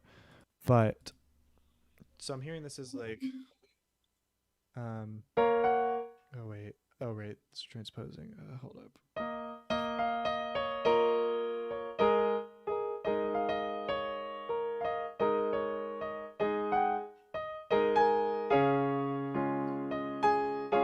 Right, I'm hearing that as the tonic.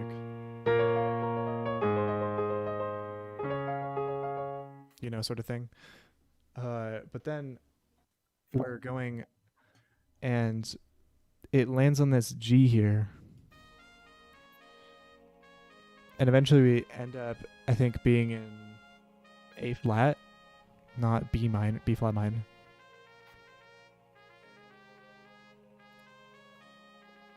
Which threw me off at first.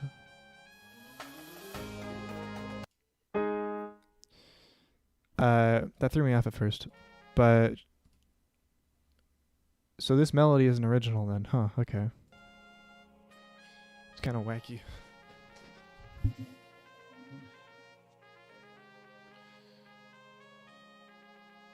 I can't say much about mallet writing too much. Yeah, it's in the original key. Okay.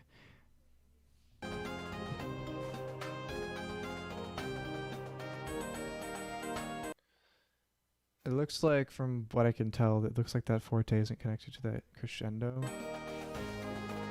in the end of the flugelhorn solo.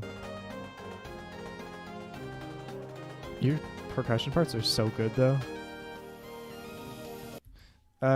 Seems like you don't have any engraving at all in any of the horn parts. Oh, except there's a couple marcatos. So I'd recommend looking more into that, especially on these mellow rips. I would have slurs, definitely.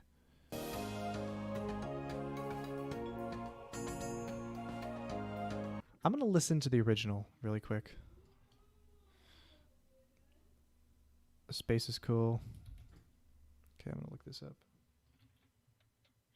Because I want to hear this in context. Hello everybody, my name is Markiplier. This is a game about space. Space. It's so beautiful. The elegance, the story of why I love space. Oh, that's so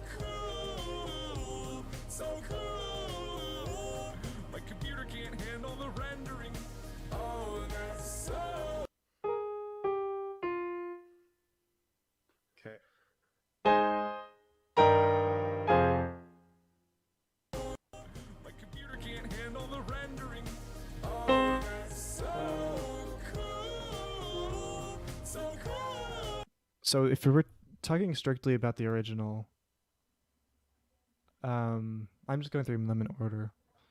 So maybe, I don't know, whichever, if yours is next, then I guess.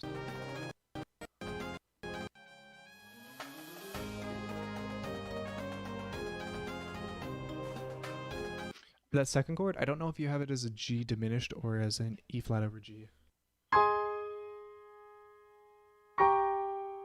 Sounds like you have a D flat in there. I would recommend keeping that D flat on E flat when one of these voices, I think, goes from E flat to D flat. I'd recommend keeping it on E flat to E flat and then going directly down to that C instead of going stepwise down, because then you have a E flat over G chord, and I think that is what we're doing here.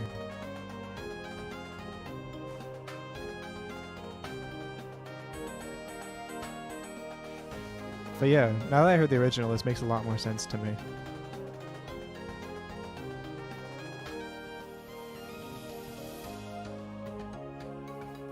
Okay, cool. There's not much I can say other than engraving stuff and that chord change. Let me listen to this beginning bit again now that I've heard the original.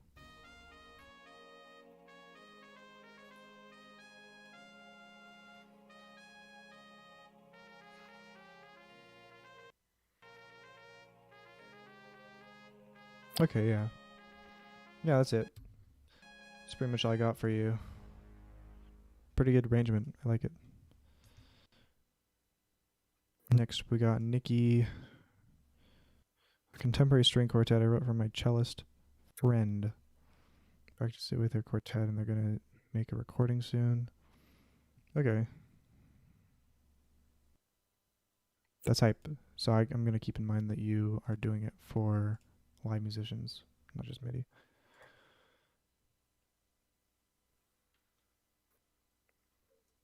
Yeah, same. Sorry, I just did that instinctually. Like, okay, so I usually just have eighth note rests here, but it's up to you. Okay. I don't know much. Strings are somewhat new to me. And not somewhat new to me, but I don't know as much about strings as a lot of other things. So I'm just gonna look less about like double stops or whatever and more about orchestrational stuff.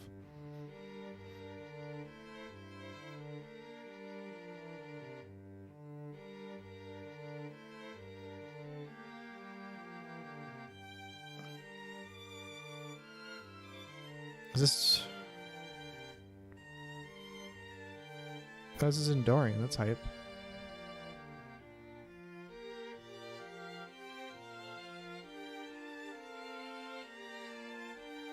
A lot of these parts look a little scary at first, but they seem pretty doable to me.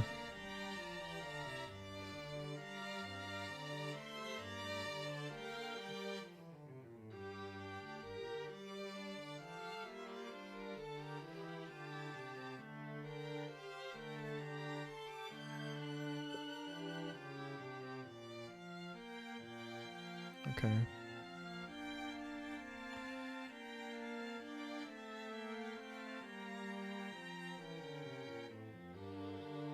Okay, this E flat here is kind of throwing me off. Especially since you have an E natural right here. I don't know what your goal is here, but also I don't know chordally quite what you're doing after like 5 bars. It starts getting chordally like confusing to me. You like that? Hold up. Well, yeah, no, I like the E flat. Just over the E, it sounds it clashes with the E. I don't know if that's what you're going for or not.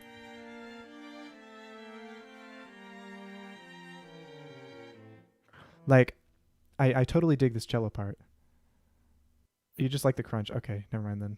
Is that the who? Okay, who's the one? Okay, that is you. Okay, I see.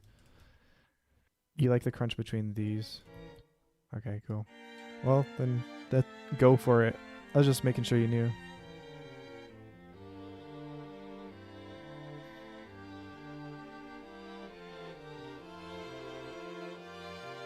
Oh, right, I forgot you said it's contemporary. Slightly.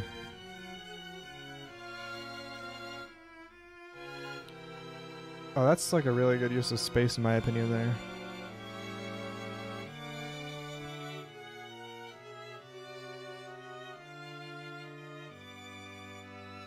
Oh, landing on that major chord sounded pretty dope. Like after all that other stuff. Yeah, that was cool. I like this.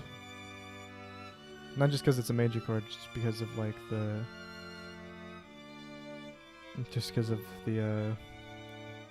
contrast between everything else.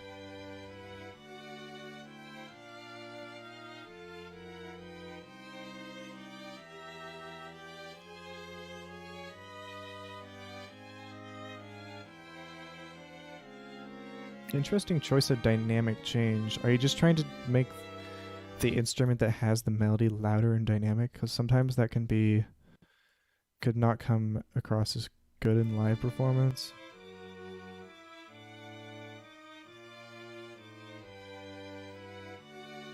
I'm assuming cello is the one that has like the primary melody. And now it has like second violin, I see.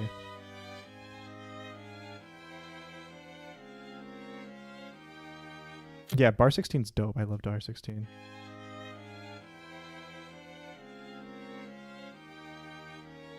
Okay, yeah.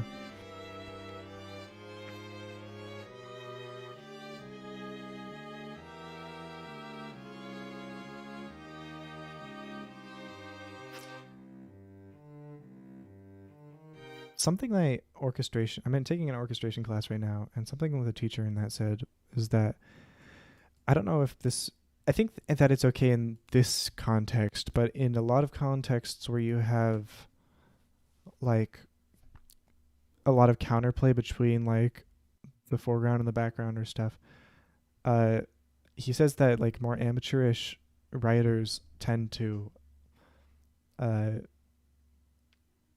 use dynamic sort of as a crutch to like be like, hey, this is what the melody is and this is the counter melody or whatever. And it can be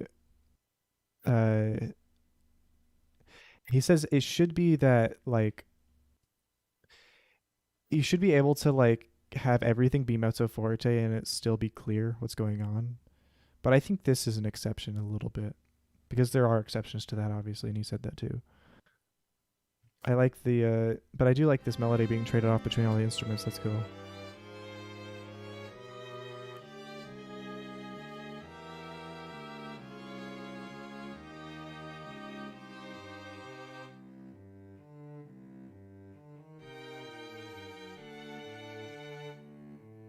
Yeah, this is a good use of voices and space and stuff. I like that.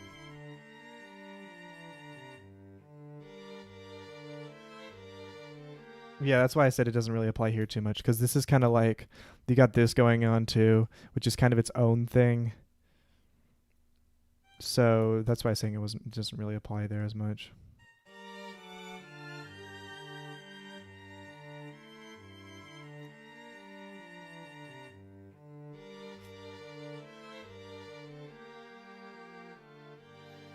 It's crazy to me how you started out like pretty solidly in Dorian and ended out pretty solidly in Dorian, but like in the middle you were able to transition pretty nicely into like this more slightly more aleatoric stuff.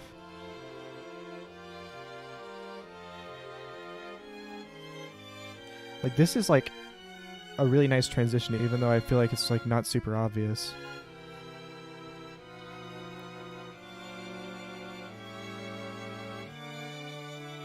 I think you did a really good job there in that. And being able to go from like this slightly more contemporary stuff back into that Dorian feel at the end, you did a really good job at that too.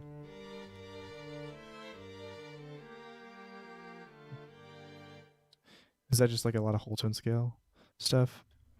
Like here? Oh. Yeah, I see what you're saying.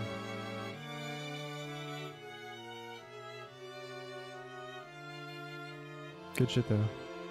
But yeah, you did these chords. I love these chords. These are really nice. These in particular. That's like a really dope section right there.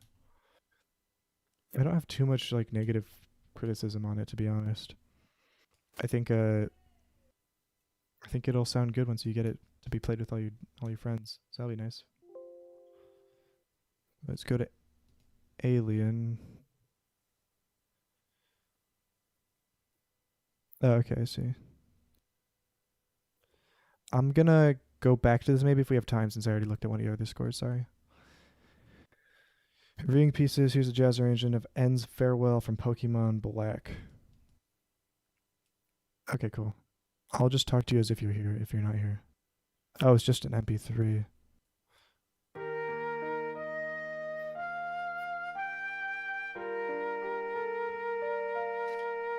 I have to record with a natural 2. Is there gonna be minor 4? Wow, who would have guessed it? Yeah. Yeah, no problem. This is a pretty cool drum part.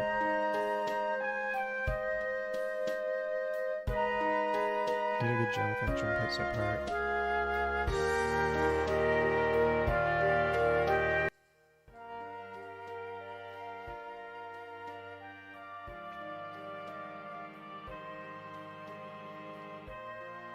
Okay, the strings, that previous bar, previous to what I said, that previous bar, I'll just go back to it, see if I can find it.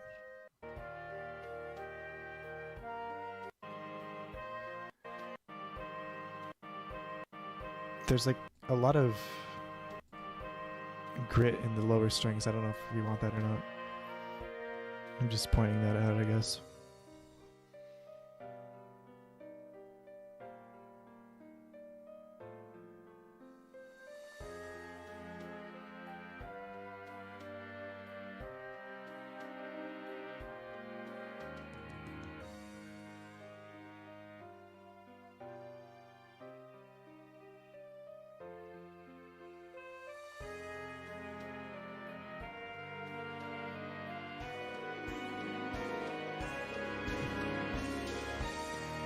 That was a really good, yeah, these chords are, you're doing these chords nicely, the way you're voicing them. I can't really look at the score, so I guess I can't say anything about engraving or anything, but the way you're voicing those chords is pretty good.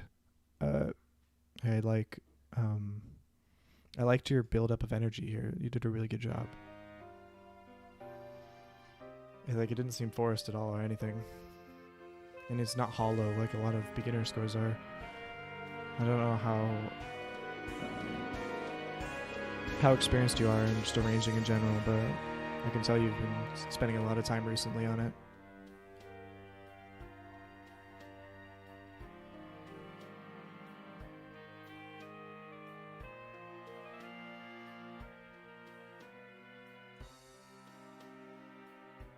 I'm sure, yeah, so all these chords are most definitely correct.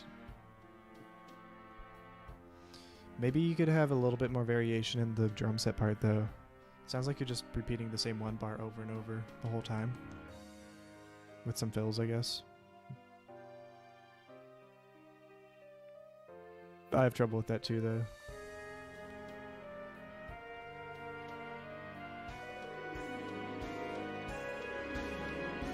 Nice job on those quarter triplets.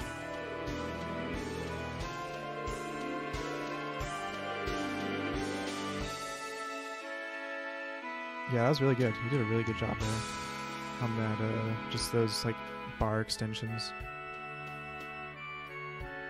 I hope that high flute part is a piccolo. It sounds like it might be a bit high for a normal flute player. Depending on the highness, I don't know.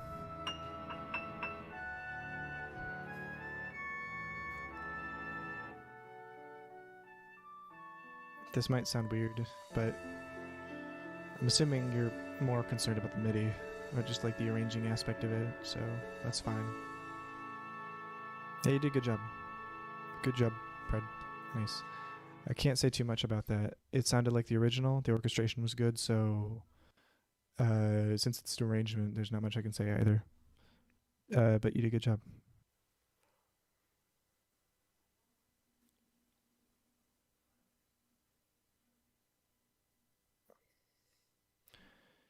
Okay, it's very short, Fly Like the Wind. Okay, hype. New to composing, I get it. I'm sure it's wonderful. Off the bat,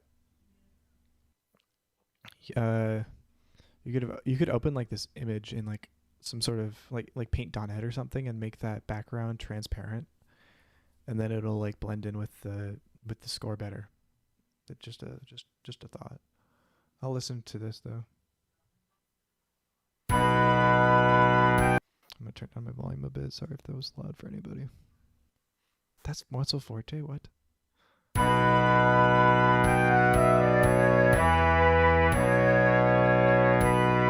That's okay, yeah.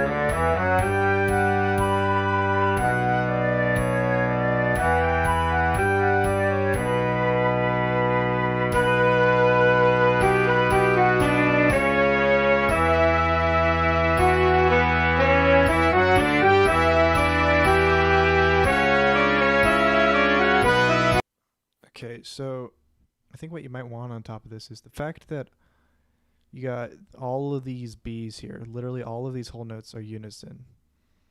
I think a good place just would be to figure out, so we're in B minor. Maybe have some of these, like maybe have the trombone play F sharp instead. Like have a fifth up, have some thirds in there somewhere maybe. I think that would really flesh out that, and I think it would in turn make the melody sound a lot better on top of it too.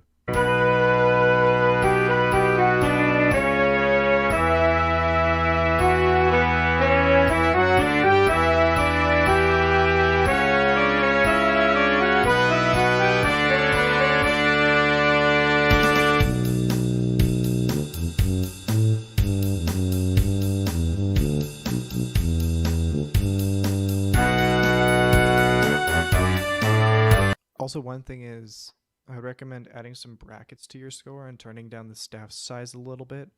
I'll download this really quick just to show you what I mean. What I would do is, heck yeah. Okay, so can I download this image? No, I can't. That's sad.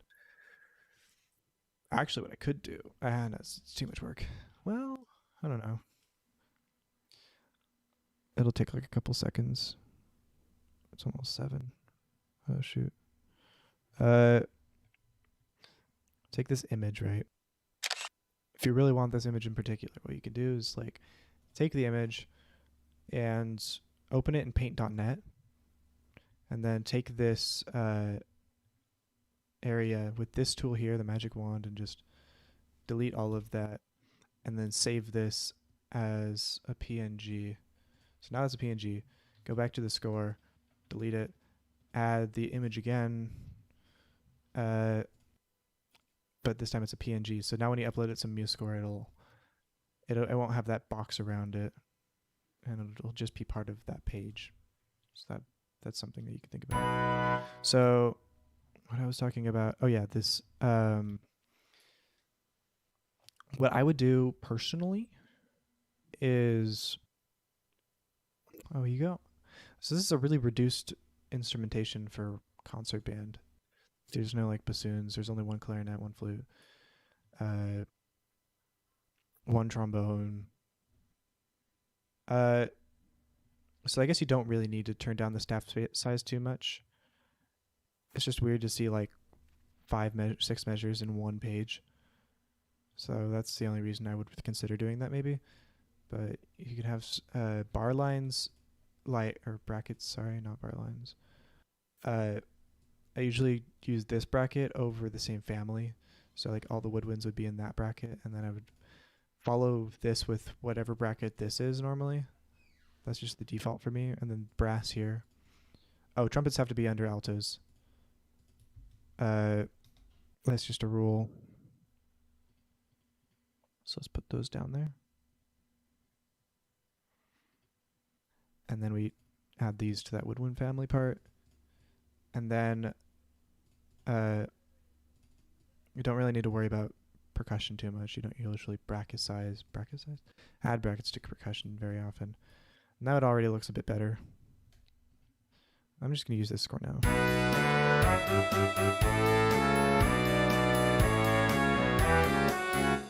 Okay, maybe here. Okay, so we got this idea. Wait, where did this part start?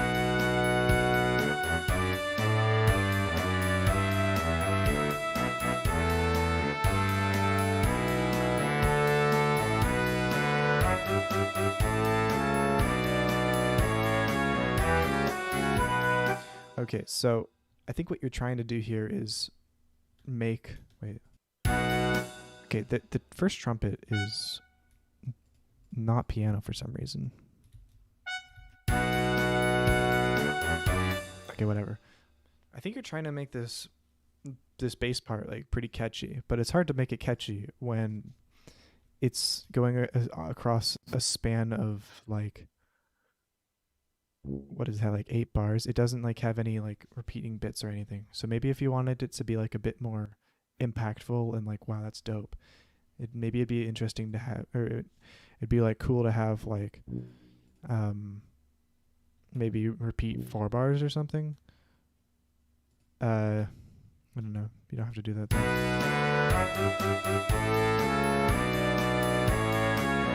I thought this was gonna like repeat itself, or not repeat itself, but like sequence. I don't know if you know what sequencing is, but like basically just, I thought this was gonna do this basically.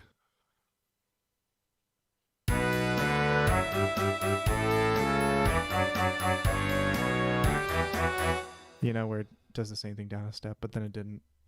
I don't know. It's just, I don't know why my brain thought that. Just like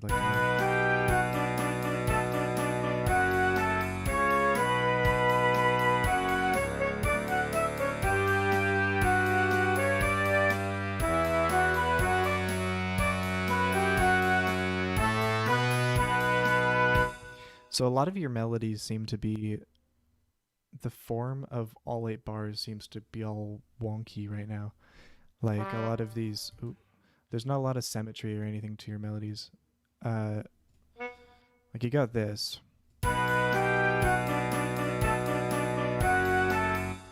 Like you have, so I'm kind of expecting, you know, more quarter notes and like this staccato like 8th note idea again, some more in the future. But then we get like this which is kind of like, I guess my ears are kind of expecting 2 quarters and 4/8 in some capacity, like, or switched or something like that, or like maybe even like across the bar or something like that. But then it starts like doing different stuff. Yeah.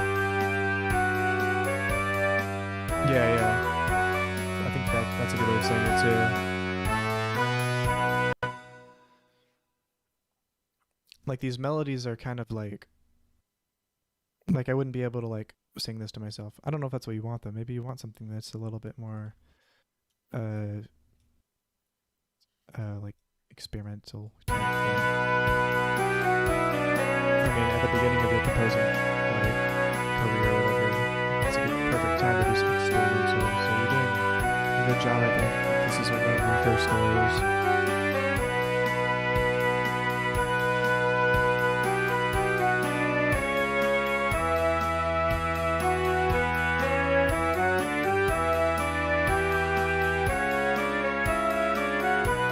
Like one thing you could also do is just like add thirds maybe, like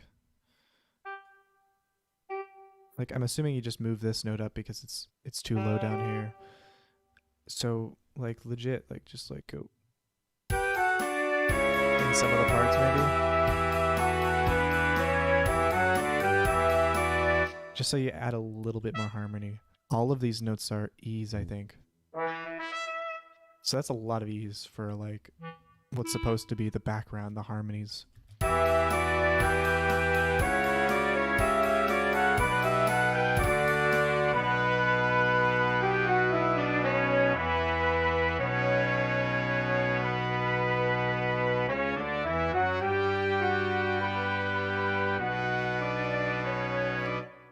Okay, so yeah, this could be a really dope idea if you had like, I don't know, like, let's just try this. Ignore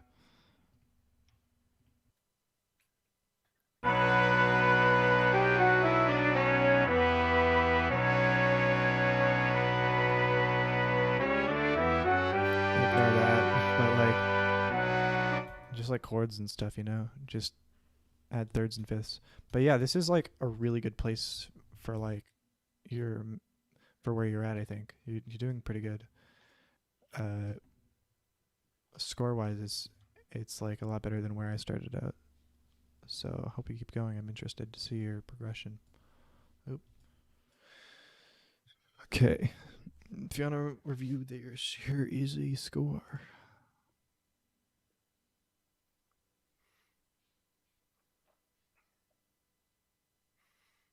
Shoot.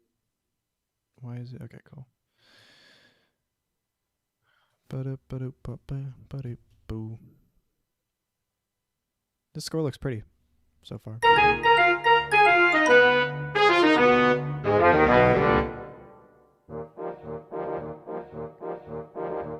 What's that string sound?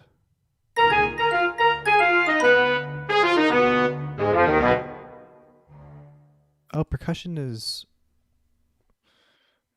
right for me. That's odd. Do you have like an MP3 or something maybe? What sound fonts did you use? I might have them.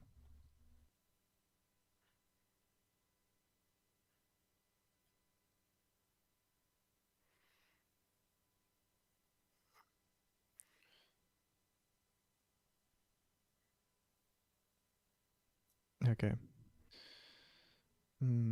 I'm just gonna hear it in my head, I guess then, because I think I got an idea of what it.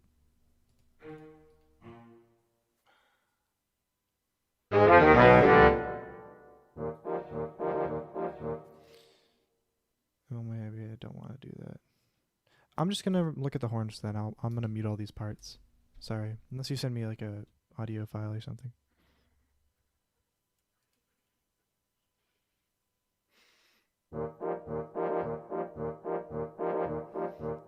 I thought you were just trying to be wonky. That's such a fun melody.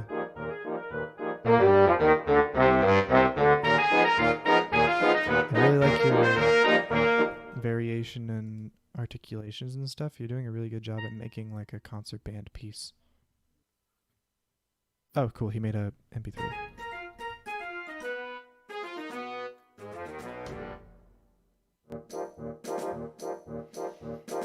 Cool.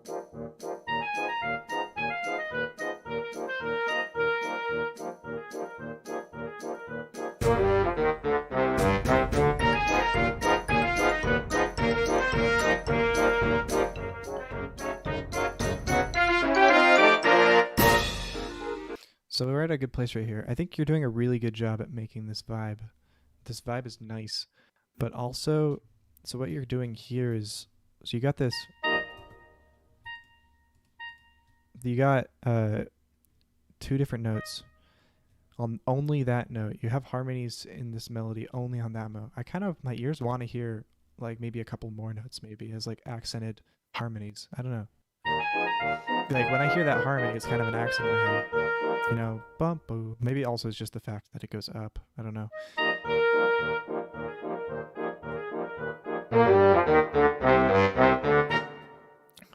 I think what I said earlier about all of the, like here in particular, I really love this part. This ba-na-na-doo. But I'm gonna keep playing this.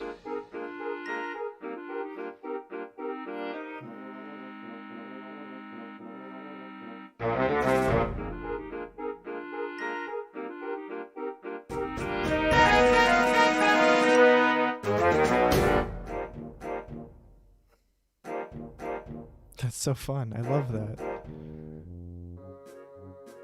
I love that key change too. It might be a little difficult, but I think it's definitely doable.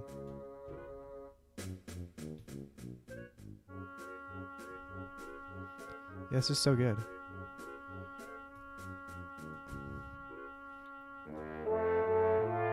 You're doing a really good job at creating swells and like horns and stuff. Not horns, but winds.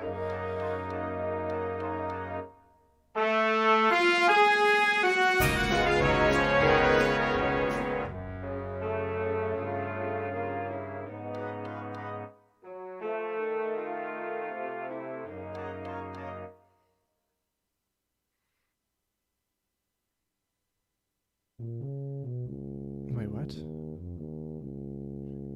The score is different. Sorry.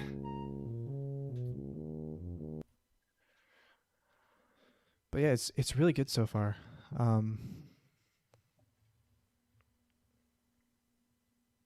Okay, yeah, I'll just listen to the score with just the instruments without percussion, I guess.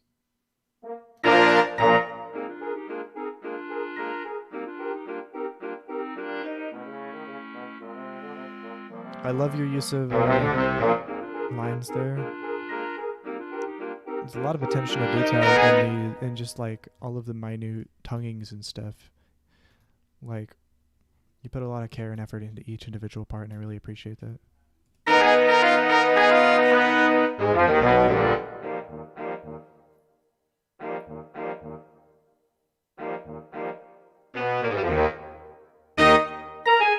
Oops. Okay, so yeah, I don't have too much to say about that, to be honest. You're starting to develop your own style already, and it's really nice. I really like it. I don't know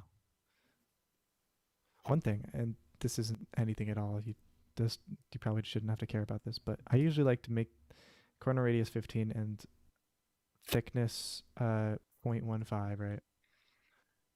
And then the margin, oh wait, just kidding. Corner radius 0, and then margin like 1, and then thickness 0.15. Then it's a square. I just like that more for some reason. But yeah, you did a really good job. I like this a lot. It's a really nice looking score too. This like looks like something that a conductor could look at and not give like and not like think, oh, that's a weird thing to have. Like, it looks like something a professional would make, and it's nice. You did a good job. You did a good job. Oh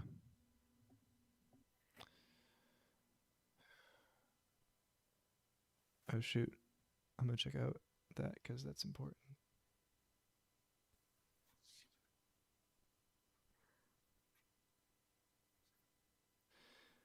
Okay, I think I'm done for today. Sorry if I didn't get to your score. You'll have to like come by later on a different stream when I'm doing this again, because I think I'll do this again. I had a good time doing this. It was fun. But yeah, thank y'all for stopping by. I need to get food and then be ready for other stuff. But also,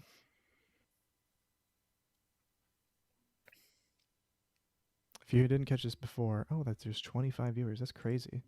If you didn't catch this before, I'm not streaming for the rest of this week because of Thanksgiving break. And I'll be back up next week, Monday through Thursday.